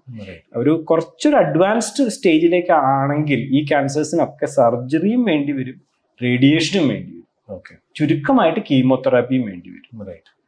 കാരണം അത് കുറച്ച് ഗുരുതരമാണ്, അത് കുറച്ചുകൂടെ വലിയ അഡ്വാൻസ് സ്റ്റേജ് എന്ന് പറയുന്നത്. ഏർലി സ്റ്റേജിൽ നമുക്ക് കണ്ടുപിടിക്കുക എന്നുള്ളതാണ് ഏറ്റവും പ്രധാനം. ഏർലി സ്റ്റേജിൽ കണ്ടുപിടിച്ചു കഴിഞ്ഞാൽ സർജറി കൊണ്ടും പിന്നെ വേണ്ടി വന്നാൽ റേഡിയേഷനും കൊടുത്തു കഴിഞ്ഞാൽ ഹൈ ക്യൂർ റേറ്റ് ഉണ്ട്. എന്ന് പറഞ്ഞു കഴിഞ്ഞാൽ ഒരു 70%, 80% 5 year സർവൈവലുണ്ട്. പക്ഷെ ഓവറോൾ നമ്മുടെ നാട്ടിൽ നോക്കിക്കഴിഞ്ഞാൽ ഒരു 30%, 50%, 30% തൊട്ട് 50% ഒക്കെ നമ്മുടെ ഇവിടെ 5 year സർവൈവലുള്ളൂ. കാരണം കൂടുതൽ ആൾക്കാർ ലേറ്റ് സ്റ്റേജുകളിൽ വരുന്നത് കൊണ്ടാണ്. നമ്മൾ ഈ സർജറി ചെയ്യുമ്പോൾ ഇവിടെയാണ് നമ്മൾ ഈ ക്യാൻസർ സർജറിയിൽ റീകൺസ്ട്രക്ഷൻ്റെ റോള് വരുന്നത്. ഈ സർജറി പലപ്പോഴും ചെയ്ത് കഴിയുമ്പോഴത്തേക്കും നമ്മുടെ ക്രൂഷ്യൽ സ്ട്രക്ചേഴ്സ് ആണ് അല്ലേ. ചിലപ്പം even head and neck surgery ഇവിടെ മൂക്കിനകത്താവാൻ വരുന്നത്, പറയാൻ പറ്റില്ല. മൂക്കിനകത്ത് മൂക്ക് മൊത്തം എടുത്തു കളയേണ്ടി വരാം, ചുണ്ടിന്റെ വലിയൊരു ഭാഗം എടുത്തു കളയേണ്ട വന്നേക്കാം.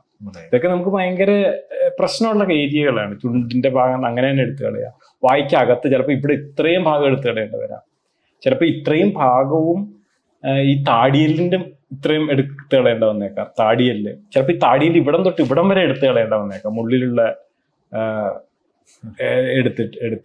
എടുത്തിട്ട് മാക്സില എന്ന് പറയുമ്പോൾ ആ അപ്പർ മോണയും പല്ലും ഈ മാക്സിൽ അങ്ങനെ തന്നെ എടുത്ത് കളയേണ്ട വന്നേക്കാം. കണ്ണോട് കൂടി എടുത്ത് കളയേണ്ട വരാം. ഇപ്പൊ സ്കൾ ബേസ് എന്ന് പറഞ്ഞൊരു ഏരിയ ഉണ്ട്. ഇപ്പൊ സ്കൾ ബേസിൽ നമ്മൾ ഓപ്പറേറ്റ് ചെയ്യുമ്പോൾ ബ്രെയിൻ തുറന്നു പോകാം. അപ്പൊ അവിടെ നമുക്ക് റീകൺസ്ട്രക്ട് ചെയ്ത് അത് അടയ്ക്കണം, ഇല്ലെങ്കിൽ സെറിബ്രോസ്പൈനൽ ഫ്ലൂയിഡ് ലീക്ക് ചെയ്യും. ലാരിങ്സ് ഫാരിങ്സിൽ ചിലപ്പോൾ ഫാരിങ്സ് ഒത്തിരി എടുത്തു കളഞ്ഞു കഴിഞ്ഞാൽ നമുക്ക് അവിടെ പാച്ച് ചെയ്യാനായിട്ട് ഉള്ളില് റീകൺസ്ട്രക്ട് ചെയ്യേണ്ടി വരും. അപ്പൊ അവിടെയൊക്കെയാണ് ഈ റീകൺസ്ട്രക്റ്റീവ് സർജന്റെ ഒരു മെയിൻ റോള് വരുന്നത്. അപ്പം ഹെഡ് ആൻഡ് നെക്ക് ക്യാൻസർ ആണെന്ന് പറയാം റീകൺസ്ട്രക്റ്റീവ് സർജറി. റീകൺസ്ട്രക്ഷൻ ഏറ്റവും വേണ്ട ഒരു ക്യാൻസർ മേഖല ഡെഫിനറ്റ് ആയിട്ടും. ഇപ്പൊ ഈ ഒരു റീകൺസ്ട്രക്ഷൻ അത് how do you do it? അത് എന്തെങ്കിലും you use plates, do you use what is the method? ഒത്തിരി കാര്യങ്ങൾ ചെയ്യാം. അപ്പൊ റീകൺസ്ട്രക്ഷൻ എന്ന് പറയുന്നത് നമ്മുടെ പ്ലാസ്റ്റിക് സർജറിയുടെ ഒരു ഫണ്ടമെന്റൽ സാധനം തന്നെ. ശരീരത്തിന്റെ ഏതെങ്കിലും ഒരു ഭാഗത്ത് നിന്നൊരു ദശ പോയി കഴിഞ്ഞാൽ, അല്ലെങ്കിൽ കോംപ്ലക്സ് ഡിഫക്റ്റ് ഉണ്ടായിക്കഴിഞ്ഞാൽ, മുറിവ് അല്ലെങ്കിൽ എന്തെങ്കിലും എടുത്തു മാറ്റിയത് ഉണ്ടായിക്കഴിഞ്ഞാൽ ശരീരത്തിന്റെ വേറെ ഭാഗത്തുള്ള ദശ വെച്ച് അതെങ്ങനെ അടയ്ക്കാം, എങ്ങനെ ഒഴിവാക്കാം, എങ്ങനെ അതിന്റെ ഭംഗി കൂട്ടാം. ഇത് ഭംഗിക്ക് വേണ്ടിയുള്ള ശസ്ത്രക്രിയ അല്ല, കഴിയുന്നതും ഭംഗിയാക്കാൻ വേണ്ടി നമ്മൾ നോക്കുന്നു എന്നേ ഉള്ളൂ. ഇത് പ്രൈമറിലി ഫങ്ഷൻ ആണ് പ്രധാനം. ഉദാഹരണത്തിന് നമ്മുടെ നാക്ക് ചിലപ്പം അങ്ങനെ തന്നെ എടുത്തു കളയേണ്ട വന്നേക്കാം, ടോട്ടൽ ഗ്ലോസെക്ടമി അല്ലെങ്കിൽ പാർഷ്യൽ ഗ്ലോസെക്ടമി, പകുതി എടുത്തു കളയേണ്ട വന്നേക്കാം. അപ്പം ടങ് എടുത്തു കളയുമ്പോൾ എന്ത് സംഭവിക്കും? നമുക്ക് വിഴുങ്ങാൻ ബുദ്ധിമുട്ടാണ് അല്ലേ, നമുക്ക് സംസാരിക്കാൻ ഭയങ്കര ബുദ്ധിമുട്ടാണ്. മാത്രമല്ല ഈ ടങ് ഇല്ലെങ്കിൽ നമ്മുടെ വായിൽ സലൈവ ഉമിനീര് പൂളി ചെയ്തിട്ട് വായിക്കിടെ ഒഴുകും. അപ്പം അങ്ങനെ ഭയങ്കര പ്രശ്നമാണ്. അപ്പം ടങ് റീകൺസ്ട്രക്ട് ചെയ്യാനായിട്ട് നമ്മൾ പലപ്പോഴും ചെയ്യുന്നതെന്ന് വെച്ച് കഴിഞ്ഞാൽ കയ്യിലെയോ കാലിലെയോ കുറച്ച് ദശയും സ്കിന്നും എല്ലാം കൂടി എടുത്ത് രക്തക്കുഴലോട് കൂടി എടുത്ത് ഒരു ആർട്ടറി ഒരു വെയിനും കൊണ്ട് അതിനവിടെ വെച്ച് ബൾക്കി ആയിട്ടൊരു ടങ് പോലെ ഉണ്ടാക്കി അത് നെക്കിലുള്ള രക്തക്കുഴലുമായിട്ട് മൈക്രോസ്കോപ്പ് വെച്ച് അനാസ്റ്റമോസ് ചെയ്ത് രക്തോട്ടം ഉണ്ടാക്കി എടുക്കും. അതാണ് മൈക്രോ സർജിക്കൽ ഫ്രീ ഫ്ലാപ്സ് എന്ന് പറയുന്നത്. അതല്ലാതെ ഇങ്ങനെ പെക്ട്രാലിസ് മേജർ ഒരു മയോക്യൂട്ടേനിയസ് ഫ്ലാപ്സ് ഉണ്ട്, മറ്റേ ഒരു പെഡിക്കിൾഡ് ഫ്ലാപ്സ് എന്ന് പറയും. അതായത് ആ ഒരു ചെറിയ മസിലിൽ തൂങ്ങിക്കിടക്കുന്ന ദശയാണ്. അത് നമ്മൾ വളച്ചു കൊണ്ടുവന്ന് അവിടെ കൊണ്ടുവയ്ക്കാം. അങ്ങനെ പല രീതികളുണ്ട്. പക്ഷെ അപ്പോൾ ആ ടങ് എപ്പോഴും പഴയ ടങ്ങിന്റെ അതേപോലെ ഫങ്ഷൻ ചെയ്യുന്ന ടങ് അല്ല. പക്ഷെ അവിടെ ബൾക്ക് കൊണ്ടുവരുന്നത് വഴി നമുക്ക് സംസാരിക്കുമ്പം ഈ ടങ് പാലറ്റ് എന്ന് പറയുന്ന അപ്പർ ഭാഗത്ത് മുട്ടുകയും നമ്മുടെ താടി കൊണ്ട് ഇങ്ങനെ അനക്കുമ്പോൾ അത് നമുക്ക് കുറച്ചുകൂടെ നന്നായിട്ട് സംസാരിക്കാൻ സാധിക്കും. വിഴുങ്ങുമ്പോൾ നമ്മൾ അങ്ങോട്ട് ആ ദശയുടെ അപ്പുറത്തോട്ട് വെച്ച് കഴിഞ്ഞാൽ അതിന്റെ പ്രഷർ കൊണ്ട് നമുക്ക് വിഴുങ്ങാനായിട്ട് സാധിക്കും. അപ്പൊ അങ്ങനെയൊക്കെയാണ്. വേറൊരു കാര്യം ആലോചിച്ചു കഴിഞ്ഞാൽ, സപ്പോസ് ഇവിടെ ഒരു വലിയ ഓട്ട ഉണ്ടെന്ന് വിചാരിക്കും. അപ്പൊ അത് നമുക്ക് എങ്ങനെയാ അത് ആൾക്കാർ നമുക്ക് ഫേസ് ചെയ്യാൻ പറ്റുന്നത് മാത്രമല്ല പ്രശ്നം. നമുക്ക് എങ്ങനെ ഭക്ഷണം കഴിക്കും? നമ്മുടെ ഉമിനീര് കൂടെ ഒലിച്ചുകൊണ്ടിരിക്കില്ലേ? അപ്പം അവിടെ നമ്മൾ അടച്ചേ പറ്റും. അപ്പൊ അവിടെ നമ്മൾ ഇതേപോലെ തന്നെ ദശ, സ്കിന്നും മസിലും ഒക്കെ എടുത്ത് നമുക്ക് അവിടെ വളച്ച് അകവും പുറവും നമുക്ക് അടയ്ക്കാൻ പറ്റും. അതും ഇവിടെ തന്നെ രക്തക്കുഴലുകളിലേക്ക് കണക്ട് ചെയ്ത് മൈക്രോ സർജിക്കൽ ഫ്രീ ഫ്ലാപ്സ് ചെയ്യാം, അല്ലാത്ത ഫ്ലാപ്പുകൾ ചെയ്യാം. അങ്ങനെ ഇത് അടയ്ക്കാൻ പറ്റും. പക്ഷെ ഇത് എപ്പോഴും കാണുമ്പോൾ ഭയങ്കര നല്ലതായിട്ടിരിക്കണം എന്നില്ല. പക്ഷെ നമ്മൾ എപ്പോഴും നല്ലതായിരിക്കാൻ നോക്കും. പക്ഷെ പഴയ പോലെ തന്നെ ആവണം എന്നില്ല. പക്ഷെ ഫങ്ഷൻ ആണ് അവിടെ ഏറ്റവും ഇമ്പോർട്ടന്റ് എന്ന് മാത്രം. പിന്നെ വേറൊരു മേജർ ഏരിയ എന്ന് പറയുമ്പോൾ താടിയല്ലൊക്കെ വളരെ കോമൺ ആയിട്ട് നമുക്ക് എടുത്തു കളയേണ്ടി വരാം. അപ്പൊ നമ്മൾ കാലില് 2 ബോൺസ് ഉണ്ട്, ടിബിയ, ഫിബുല. അതിനകത്ത് ഫിബുലയ്ക്ക് പ്രത്യേകിച്ച് വലിയ റോളൊന്നും ഇല്ല. ഫിബുല ഇല്ലെങ്കിലും നമുക്ക് നടക്കാനും ഒരു പ്രശ്നവും ഇല്ല. ഫിബുല നമ്മൾ സൂക്ഷിച്ചെടുത്തു കഴിഞ്ഞാൽ നമുക്കറിയാലോ. പക്ഷെ ആ ഫിബുല എന്ന് പറയുന്ന എല്ല് പെരോണിയൽ ആർട്ടറി, കാലിലേക്ക് 3 രക്തക്കുഴലുകൾ പോകുന്നുണ്ട് കാലില് മേജർ. അതിനകത്ത് പെരോണിയൽ ആർട്ടറി എന്ന് പറഞ്ഞാൽ ഒരു രക്തക്കുഴൽ എടുത്താലും കുഴപ്പമില്ല. അപ്പം പെരോണിയൽ ആർട്ടറി ആ ഫിബുലയുടെ തൊട്ടടുത്തൂടെയാണ് പോകുന്നത്. അപ്പോൾ ഫിബുലയും ആ പെരോണിയൽ ആർട്ടറിയും ചേർന്നിട്ടുള്ള ഒരു ഫ്ലാപ്പ്, ബോൺ ഫ്ലാപ്പ് എടുത്തു കഴിഞ്ഞാൽ നമുക്ക് ആ ഫ്ലാപ്പ് ഷേപ്പ് ചെയ്ത് മറ്റേ നമ്മുടെ മാൻഡിബിളിൻ്റെ അതേപോലെ തന്നെ ഷേപ്പാക്കി പ്ലേറ്റ് ഒക്കെ വെച്ച് ഇവിടെ വെച്ച് അതിനെ ഇവിടെ രക്തക്കുഴൽ കണക്ട് ചെയ്യാനായിട്ട് നമുക്ക് സാധിക്കും. ഇന്നത്തെ കാലത്ത് അത് വളരെ അഡ്വാൻസ്ഡ് ആണ് ശരിക്കും പറഞ്ഞു കഴിഞ്ഞാൽ. എസ്പെഷ്യലി ബിനൈൻ ലീഷൻസ്, ക്യാൻസർ അല്ലാത്ത ലീഷൻസ് വരാം താടിയലിലൊക്കെ. അതൊക്കെ പേഷ്യന്റ് സ്പെസിഫിക് ഇംപ്ലാന്റ്സ് ഉണ്ട്. പിന്നെ 3D മോഡലിംഗ് ചെയ്യാം നമുക്ക്. ആ 3D ആളുടെ ആ ലീഷന്റെ 3D മോഡൽ ചെയ്തിട്ട് എക്സാക്റ്റ് ആയിട്ട് പ്ലേറ്റ് ഷേപ്പ് അഡാപ്റ്റ് ചെയ്തിട്ട് ആ ഷേപ്പിലേക്ക് തന്നെ ഈ ബോൺ നല്ല ഷേപ്പ് ചെയ്ത് ഫിക്സ് ചെയ്ത് നമുക്ക് മൈക്രോ സർജറി ചെയ്യാൻ സാധിക്കും. അതൊരു ടീം വർക്കാണ്. മാക്സിലോഫേഷ്യൽ സർജൻസ്, ക്രേനിയോഫേഷ്യൽ സർജൻസ് ഉണ്ട്, നമ്മുടെ അവിടെ ഡെന്റൽ സർജൻസ് ഉണ്ട്, ഇത് ചെയ്യുന്ന 3D മോഡലിംഗ് ഒക്കെ ചെയ്യുന്ന ആൾക്കാരുണ്ട്, പ്ലാസ്റ്റിക് ആൻഡ് നമ്മുടെ മൈക്രോ സർജൻസ് ഉണ്ട്. Every surgery normally 95% cases successful ആയി തീരും. ഒരു 5% മേ ബി 10% കേസസിന് ചെറിയ കോംപ്ലിക്കേഷൻസ് വരാം. What are the commonest complications ഈ ഒരു ഏരിയയിൽ വരുന്ന ഒരു? Head and neck cancer major സർജറീസിൽ അത് മേജർ സർജറീസ് ആണല്ലോ, അതിന് പല കോംപ്ലിക്കേഷൻസും വരാം. ചിലപ്പോൾ ചില ചെറിയ ചെറിയ കോംപ്ലിക്കേഷൻസ് ആക്ച്വലി വളരെ കോമൺ ആണ്. ചെറിയ ഇൻഫെക്ഷൻ, കളക്ഷൻ, കുറച്ച് ബ്ലീഡിങ് അല്ലെങ്കിൽ അങ്ങനത്തെ സംഭവങ്ങളൊക്കെ ആക്ച്വലി കോമൺ ആയിട്ട് തന്നെ വരാം. അതൊക്കെ നമുക്ക് ഡീൽ ചെയ്യേണ്ടി വരും. അതായത് റീകൺസ്ട്രക്ഷൻ വഴിയായിട്ട് നോക്കിക്കഴിഞ്ഞ് കഴിഞ്ഞാൽ ഏറ്റവും വലിയ കോംപ്ലിക്കേഷൻ എന്ന് പറഞ്ഞാൽ ഫ്ലാപ്പ് ഫെയിലിയർ ആണ്. ഓക്കെ, അല്ലാതെ സർജറി ഞങ്ങൾ പ്ലാസ്റ്റിക്സ് ഈ റീകൺസ്ട്രക്റ്റീവ് സർജറിയിലുള്ള ഒരു പ്രത്യേകത എന്ന് പറഞ്ഞു കഴിഞ്ഞാൽ കംപ്ലീറ്റ് ആയിട്ട് ഫെയിൽ ചെയ്യാം ഈ ഫ്ലാപ്സും ഒക്കെ. കാരണം ആ ഫ്ലാപ്പ് വർക്ക് ചെയ്തില്ലെങ്കിൽ ഫ്ലാപ്പ് ടോട്ടൽ ഫെയിലിയർ ആണ്. പിന്നെ നമുക്ക് ഒന്നുകിൽ ഫ്ലാപ്പ് ഇല്ലാതെ എങ്ങനെ മാനേജ് ചെയ്യാമെന്ന് നമുക്ക് നോക്കാം ചെറിയ കേസുകളിലൊക്കെ, അല്ല ചില കേസുകളിൽ, അല്ലെങ്കിൽ വേറെ അടുത്ത ഫ്ലാപ്പ് നമ്മൾ എങ്ങനെയെങ്കിലും ചെയ്തേ പറ്റും. കാരണം ഇത് ചെറിയ രക്തക്കുഴലുകൾ നമ്മൾ ജോയിൻ ചെയ്യുന്നേ ഉള്ളൂ. പല കാരണങ്ങളുകൊണ്ടും ആ രക്തക്കുഴലുകൾ ത്രോംബോസ് ചെയ്ത് രക്തക്കുഴൽ വർക്ക് ചെയ്യാതെ വരാം. ആർട്ടറിയും വെയിനും വർക്ക് ചെയ്യണമല്ലോ. പലതിനും 1 mm, 2 mm, 3 mm ഒക്കെ ഡയമീറ്റർ ഉള്ള ചെറിയ വെസൽസ് ആണ് നമ്മൾ ജോയിൻ ചെയ്യുന്നത്. അതിൽ കൂടെ ബ്ലഡ് ഓടി പോണ്ടേ. അതൊരു 10-20 ദിവസം എങ്കിലും, ഒരു മാസം 1-2 മാസം എങ്കിലും അത് വർക്ക് ചെയ്താലേ അത് അവിടെ നിൽക്കുകയുള്ളൂ. അതിനു മുമ്പ് അത് ചെയ്യുന്നുണ്ടോ എന്ന് നോക്കാൻ വേണ്ടി ആദ്യത്തെ 4-5 ദിവസം നമ്മൾ ഇടയ്ക്കിടയ്ക്ക് നമ്മുടെ ഡോക്ടേഴ്സും നേഴ്സസിന് നമ്മൾ ട്രെയിൻ ചെയ്തിട്ടുണ്ടാവും. ആ ഫ്ലാപ്പ് നമ്മൾ ഇടയ്ക്ക് ഇങ്ങനെ സ്ക്രാച്ച് ചെയ്ത് നോക്കും, ബ്ലീഡ് ചെയ്യുന്നുണ്ടോ, ബ്ലഡ് ഫ്ലോ കറക്റ്റ് ആണോ, വെയിൻ ബ്ലോക്ക് ആണോ, ആർട്ടറി ബ്ലോക്ക് ആണോ എന്നൊക്കെ. അപ്പൊ ആദ്യത്തെ ഒരു 4-5 ദിവസത്തിനുള്ളിൽ നമ്മൾ ബ്ലോക്ക് കണ്ടുപിടിച്ച് കഴിഞ്ഞാൽ അപ്പം തന്നെ കയറ്റി നമ്മൾ ഒന്നുകൂടെ ഒന്ന് നോക്കി ഒന്നുകൂടെ ചിലപ്പോൾ ചെയ്താൽ ചിലപ്പോൾ ശരിയാവും, അല്ലെങ്കിൽ ചിലപ്പോൾ വർക്ക് ചെയ്യാതെ വരാം. യൂഷ്വലി ഒരു 3% മുതൽ 5% വരെയൊക്കെ അങ്ങനെ വരാം. അതേസമയം മേജർ റീപ്ലാൻസ്, ട്രോമ എന്നൊക്കെ പറയുന്നത്, അതായത് ആക്സിഡന്റുകൾ, കൈ മുറിഞ്ഞത്, വിരൽ മുറിഞ്ഞത്, അല്ലെങ്കിൽ ട്രോമ ചെയ്യുമ്പോൾ എല്ലൊക്കെ പുറത്ത് കിടക്കുന്നു. അപ്പൊ അവിടെ നമ്മൾ ഇതേപോലെ തന്നെ മൈക്രോ സർജറി ചെയ്ത് ഫ്ലാപ്സ് ദശ വെക്കാറുണ്ട്. അപ്പോഴൊക്കെ എന്ന് പറയുമ്പം കുറച്ചുകൂടെ ചിലപ്പോൾ ചാൻസ് ഉണ്ട്. കാരണം നമ്മൾ കുറച്ചുകൂടെ ഒരു ഡിഫിക്കൽട്ട് ഏരിയയിലായിരിക്കും ചെയ്യുന്നത്. കാരണം നമ്മൾ എപ്പോഴും ചാൻസ് കുറച്ചുകൂടി എടുക്കും, അല്ലേ? അത്ര ഐഡിയൽ അല്ലെങ്കിലും നമ്മൾ ചെയ്തു നോക്കും. വിരലൊന്നും ഒക്കെ ചെറിയ ചതവുണ്ടെങ്കിലും നമ്മൾ വിരൽ തിരിച്ചു പിടിപ്പിക്കാൻ നോക്കും. അപ്പോഴൊക്കെ ചിലപ്പോൾ 10%, 15% ഒക്കെ ഫെയിലിയർ റേറ്റ് വരാം. അത് ശരിക്കും വളരെ സ്ട്രെസ്ഫുൾ ആണ്. നമുക്ക് മാത്രമല്ല, പേഷ്യൻസിന് മാത്രമല്ല, നമുക്കും ഭയങ്കര സ്ട്രെസ്ഫുൾ ആണ്. കാരണം നമ്മുടെ നാട്ടിൽ പലപ്പോഴും അത് ചിലപ്പോൾ നമ്മൾ നന്നായിട്ട് നേരത്തെ എക്സ്പ്ലെയിൻ ചെയ്യാൻ പറ്റിയില്ല എന്ന് വരാം. തിരക്ക് കാരണം അങ്ങനെ സംഭവിക്കാം. അങ്ങനെ വരുമ്പോൾ അവർക്കതൊരു അൺഎക്സ്പെക്റ്റഡ് സംഭവമായിരിക്കും.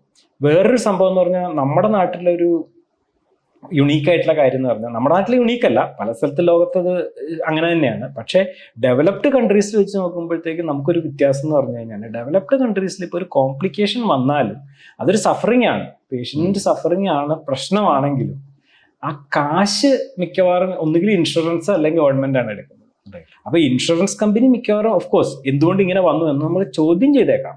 പക്ഷെ കാശ്, അത് ആക്സെപ്റ്റഡ് കോംപ്ലിക്കേഷൻ ആണെങ്കിൽ കാശ് എന്തായാലും പേഷ്യന്റിന്റെ കയ്യിൽ നിന്ന് പോകുന്നില്ല.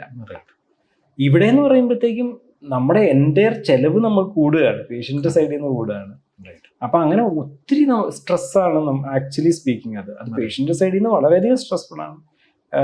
ഡോക്ടേഴ്സിനും സർജൻസിനും അത് വളരെ സ്ട്രെസ്ഫുൾ ആണ്.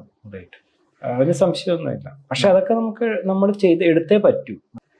ഇപ്പോൾ coming back to oral cancer, ഇപ്പോൾ we've understood about the symptoms, we've understood investigations, പിന്നെ റീകൺസ്ട്രക്റ്റീവ് സർജറി ബൈ ഫ്ലാപ്സ്.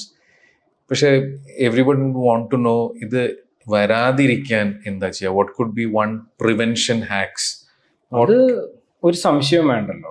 അതായത് നമ്മുടെ നാട്ടിലുണ്ടാകുന്ന മെജോറിറ്റി ഓഫ് ഓറൽ ക്യാൻസേഴ്സിന്റെ കാരണം, മെജോറിറ്റിയുടെ കാരണം പുകയില, ഈ പാൻ മസാല, ഗുഡ്ക, മുറുക്ക്, ആൽക്കഹോൾ.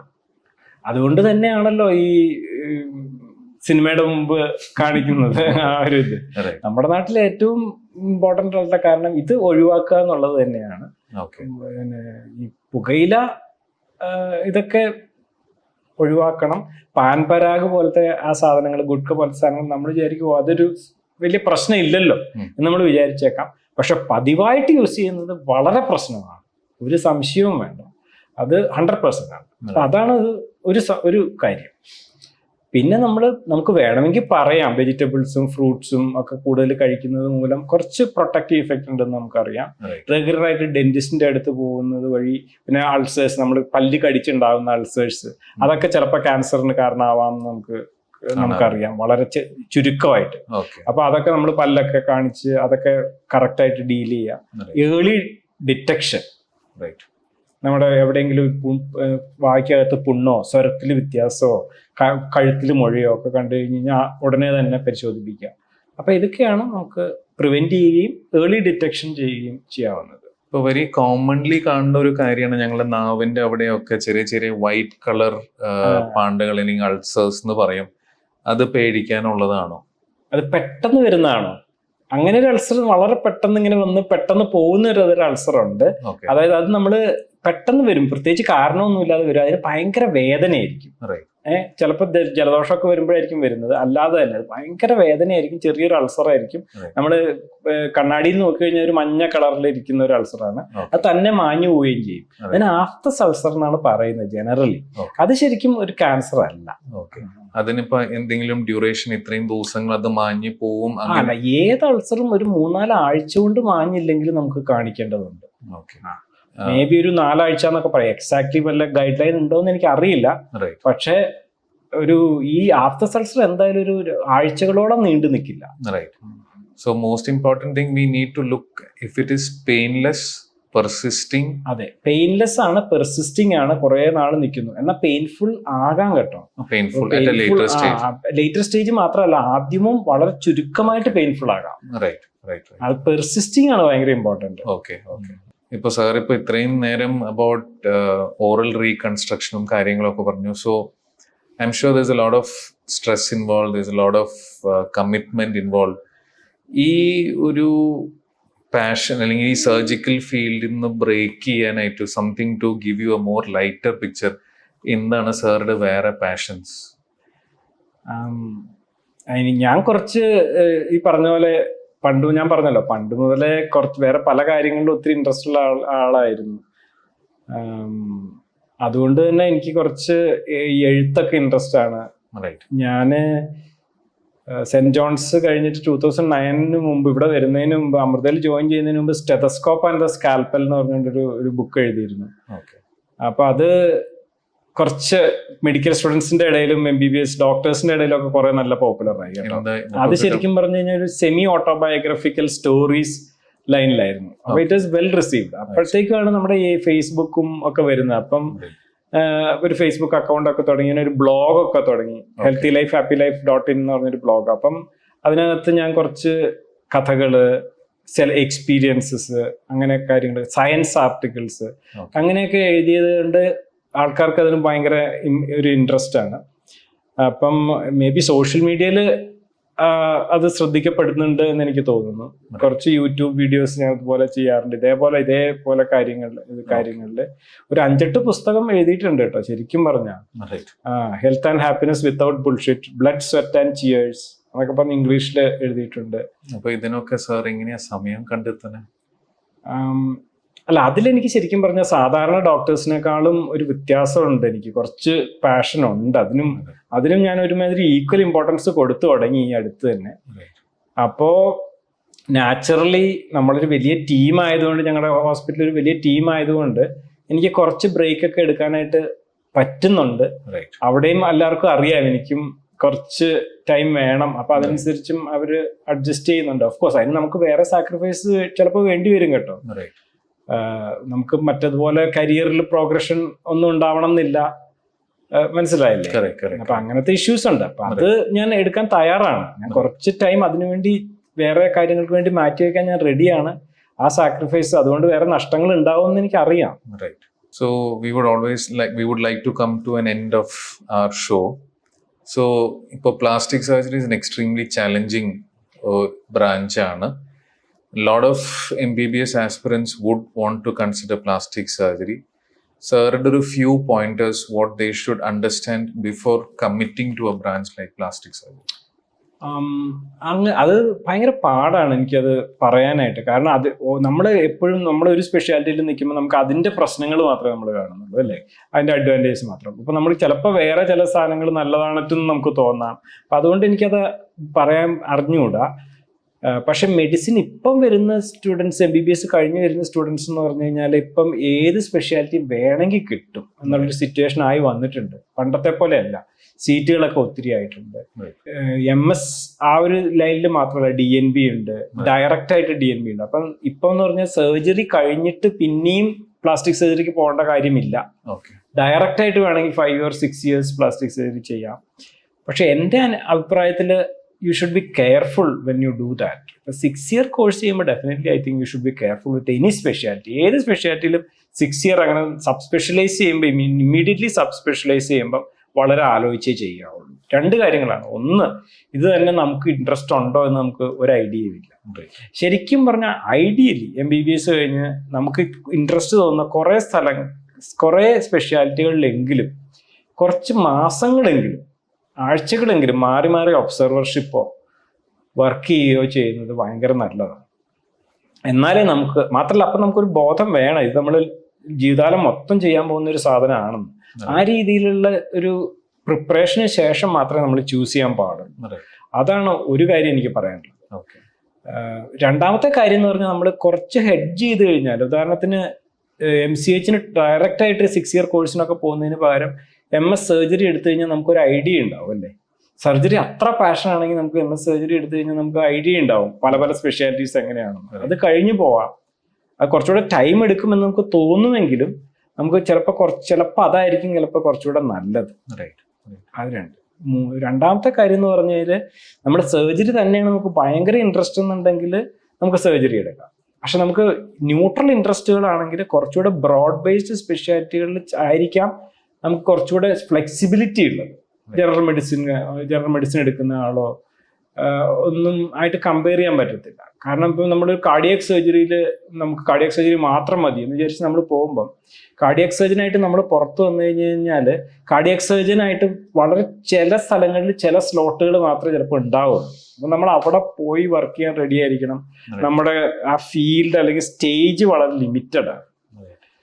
അതേസമയം നമ്മളൊരു ജനറൽ മെഡിസിൻ ഫിസിഷ്യനായിട്ട് നമ്മൾ പുറത്ത് വന്നു കഴിഞ്ഞാൽ നമുക്ക് വളരെയധികം ഓപ്പർച്യൂണിറ്റിയാണ്, അല്ലേ?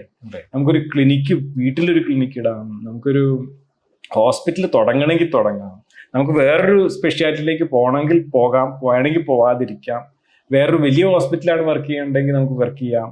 നമുക്ക് സബ് സ്പെഷ്യാലിറ്റി വേണ്ട, ഒരു ഫെലോഷിപ്പ് മതി എന്ന് വിചാരിച്ചു കഴിഞ്ഞാൽ നമുക്ക് സ്പെഷ്യാലിറ്റി അത് ചെയ്യാം. ഒത്തിരി ഓപ്ഷൻസ് ആണ്. അപ്പൊ അതും കൂടെ നോക്കിയിട്ട് വേണം നമ്മൾ എപ്പോഴും നമ്മുടെ ഓപ്ഷൻസ് എന്താണ്, നമുക്ക് എന്താണ് വേണ്ടത്, നമുക്ക് എന്തൊക്കെ പറ്റും, അതുകൊണ്ട് നമുക്ക് എന്തോരം സ്ട്രെസ് എടുക്കാൻ പറ്റും. സർജറി എന്ന് പറയുമ്പോൾ ആദ്യം നമുക്ക് ഭയങ്കര ഗ്ലാമറൊക്കെ തോന്നും. നമ്മുടെ 2 കോംപ്ലിക്കേഷൻസ് വന്ന് പ്രശ്നങ്ങൾ വരുമ്പോഴായിരിക്കും നമ്മൾ റിയലൈസ് ചെയ്യുന്നത് ഇത് നമുക്ക് പറ്റിയ പണിയല്ല. അപ്പൊ അങ്ങനെ കുറെ ഇഷ്യൂസ് ഉണ്ട്. And how important you feel the upcoming guys need to understand about communication to the patient? Definitely communication വളരെ ഇമ്പോർട്ടൻ്റ് ആണ്, സംശയമൊന്നുമില്ല. പക്ഷേ വളരെ പഴയ ജനറേഷനും ഇപ്പോഴത്തെ ജനറേഷനും പലരും പറയാറുണ്ട് ഇപ്പോഴത്തെ ജനറേഷൻ മോശമായിരിക്കും കമ്മ്യൂണിക്കേഷൻ. അങ്ങനെയൊന്നും പറയാൻ പറ്റില്ല കേട്ടോ. പലപ്പോഴും വളരെ സീനിയർ ആയിട്ടുള്ള ഡോക്ടേഴ്സ്, എനിക്ക് തോന്നുന്നു അന്നത്തെ കാലത്തുള്ള പറ്റേണലിസ്റ്റിക് മെഡിസിന്റെ ഇൻഫ്ലുവൻസ് കാരണമായിരിക്കാം, അല്ലെങ്കിൽ അവർ ഭയങ്കര ബിക്കോസ് ദേ ആർ എബവ് അവർക്കത് നോക്കേണ്ട കാര്യമില്ലാത്തതുകൊണ്ടായിരിക്കാം പലപ്പോഴും പലരും അത്ര നന്നായിട്ട് കമ്മ്യൂണിക്കേറ്റ് ചെയ്യാത്തത് ഞാൻ കാണാറുണ്ട്. പക്ഷെ പലരും നല്ലതാണ്. അതേസമയം ന്യൂ ജനറേഷനിലുള്ള പല ഡോക്ടേഴ്സും വളരെ നന്നായിട്ട് കമ്മ്യൂണിക്കേറ്റ് ചെയ്യുന്നതായിട്ട് കാണുന്നുണ്ട്. കാരണം അവർക്ക് കുറച്ചുകൂടെ ബോധമുള്ളതുകൊണ്ടായിരിക്കും, മീൻസ് അങ്ങനത്തെ കാര്യങ്ങളിൽ ബോധമുള്ളതുകൊണ്ടായിരിക്കാം. പൊതുജനങ്ങളുമായിട്ടുള്ള ഞാൻ നോക്കിയിട്ട് MBBS കഴിഞ്ഞ ഉടനെ ചിലപ്പം വളരെ പ്രൊട്ടക്റ്റഡ് എൻവയോൺമെന്റിൽ വെറും പഠിപ്പിസ്റ്റുകളായിട്ട് വന്നിട്ട് പഠിക്കാൻ മാത്രം അറിയുന്ന ചുരുക്കം ആൾക്കാരുണ്ടാവാം. അങ്ങനെയുള്ളവർക്ക്, അല്ലെങ്കിൽ വളരെ ഇൻട്രോവേർട്ടഡ് ആയിട്ടുള്ള ആൾക്കാരുണ്ടാവാം, മീൻസ് കുറച്ചുകൂടെ ആങ്സൈറ്റി അങ്ങനത്തെ പേഴ്സണൽ ട്രേറ്റ്സ് ഉള്ള ആൾക്കാരുണ്ടാവാം. പഠിത്തം കാരണം മാത്രമായിരിക്കും അവർ MBBS എത്തിച്ചത്. അങ്ങനെയുള്ള ആൾക്കാർക്ക് ചിലപ്പം നല്ല പാടായിരിക്കും ഡോക്ടറുടെ ലൈഫ്. കാരണം ഇറ്റ് റിക്വയർസ് പഠിത്തം മാത്രം പോരാ, ഇത് വേറെ കുറേ സ്കിൽസ് വേണം. നമ്മൾ സെൽഫായിട്ട് മാനേജ് ചെയ്യാനും പേഷ്യൻസിനെ മാനേജ് ചെയ്യാനും ഒത്തിരി സ്കിൽസ് വേണം. ടീം മാനേജ് ചെയ്യാനും ജൂനിയേഴ്സിനെ മാനേജ് ചെയ്യാനും സീനിയേഴ്സിനെ മാനേജ് ചെയ്യാനും. അപ്പൊ അങ്ങനെയുള്ളവർക്ക് you have to be careful. ആ സ്കിൽസ് അവർ വളർത്തിയെടുക്കണം. എന്നാൽ മാത്രമേ അവർ ക്ലിനിക്കൽ മെഡിസിനിലേക്ക് പോകാൻ പാടുള്ളൂ. ഇല്ലെങ്കിൽ they should shift to other aspects of medicine which doesn't require that much of personal patient interaction. പിന്നെ ഈ കോംപ്ലിക്കേഷൻസിന്റെ കാര്യം, ബാഡ് ഔട്ട്കംസിന്റെ കാര്യം, ഇതൊക്കെ ഐ തിങ്ക് ഇതൊക്കെ മാനേജ് ചെയ്യുകയാണെന്ന് തോന്നുന്നു ഒരു ഡോക്ടറുടെ ഏറ്റവും വലിയ ചാലഞ്ച് ലൈഫ് ടൈമിൽ. പക്ഷെ അതിന് ഭയങ്കര ഒന്നായിട്ട് എനിക്ക് ഉപദേശിക്കാനോ അതിനെപ്പറ്റി ആധികാരികമായിട്ട് പറയാനോ എനിക്ക് ശരിക്കും പറഞ്ഞാൽ വലിയ അർഹത ഇല്ല എന്നാണ് എനിക്ക് തോന്നുന്നത്. കാരണം ഇതിന് എനിക്ക് ഭയങ്കര പേഴ്സണലി ഭയങ്കര ബുദ്ധിമുട്ടുള്ള ഒരു ആളാണ്. പല കാര്യങ്ങളും ഇങ്ങനെ എനിക്ക് മനസ്സിലേക്ക് വരുന്നുണ്ട്. ഉദാഹരണത്തിന് നമ്മുടെ ട്രെയിനിങ് പീരീഡിൽ തന്നെ ഇപ്പം കാലിക്കറ്റിൽ വർക്ക് ചെയ്യുമ്പോഴൊക്കെ നമ്മൾ പലത് ചെയ്യുമ്പോൾ, എസ്പെഷ്യലി ഈ ഗവൺമെന്റ് സെറ്റപ്സിൽ നമ്മൾ എന്ത് ചെയ്താലും പലപ്പോഴും പല പ്രശ്നങ്ങൾ വരും. നമുക്ക് ആ സൗകര്യങ്ങളില്ലാത്തതുകൊണ്ട് അപ്പോൾ പേഷ്യൻസ് നമ്മുടെ എതിരെ തട്ടിക്കയറാം. നമ്മൾ വളരെയധികം എന്തെങ്കിലുമൊക്കെ നല്ല കാര്യങ്ങൾ ചെയ്യണം എന്ന് വിചാരിച്ച് ചെയ്തായിരിക്കും നമുക്ക് ചിലപ്പോൾ പാരയായിട്ട് വരുന്നത്. അവർ നിങ്ങൾ എന്തുകൊണ്ട് അങ്ങനെ ചെയ്തു ഇങ്ങനെ ചെയ്തു അങ്ങനെയൊക്കെ പറയാം. അപ്പൊ അതൊക്കെ നമ്മളെ ഭയങ്കരമായിട്ട് അഫക്റ്റ് ചെയ്യുന്നതാണ് എൻ്റെ പേഴ്സണൽ ആയിട്ടുള്ള എക്സ്പീരിയൻസ്. പിന്നെ അത് കഴിഞ്ഞിട്ട് ഞാൻ ഉടനെ തന്നെ വർക്ക് ചെയ്യുന്ന സ്ഥലത്ത് ഒരു പ്രാവശ്യം ഒരു ബേൺസ് പേഷ്യൻ്റ് മരിച്ചുപോയി. അത് ശരിക്കും പറഞ്ഞാൽ ഒരു 50% ബേൺസ് ആണ്. അപ്പോൾ അവർ എല്ലാം എക്സ്പ്ലെയിൻ ചെയ്തിട്ടൊക്കെയാണ്.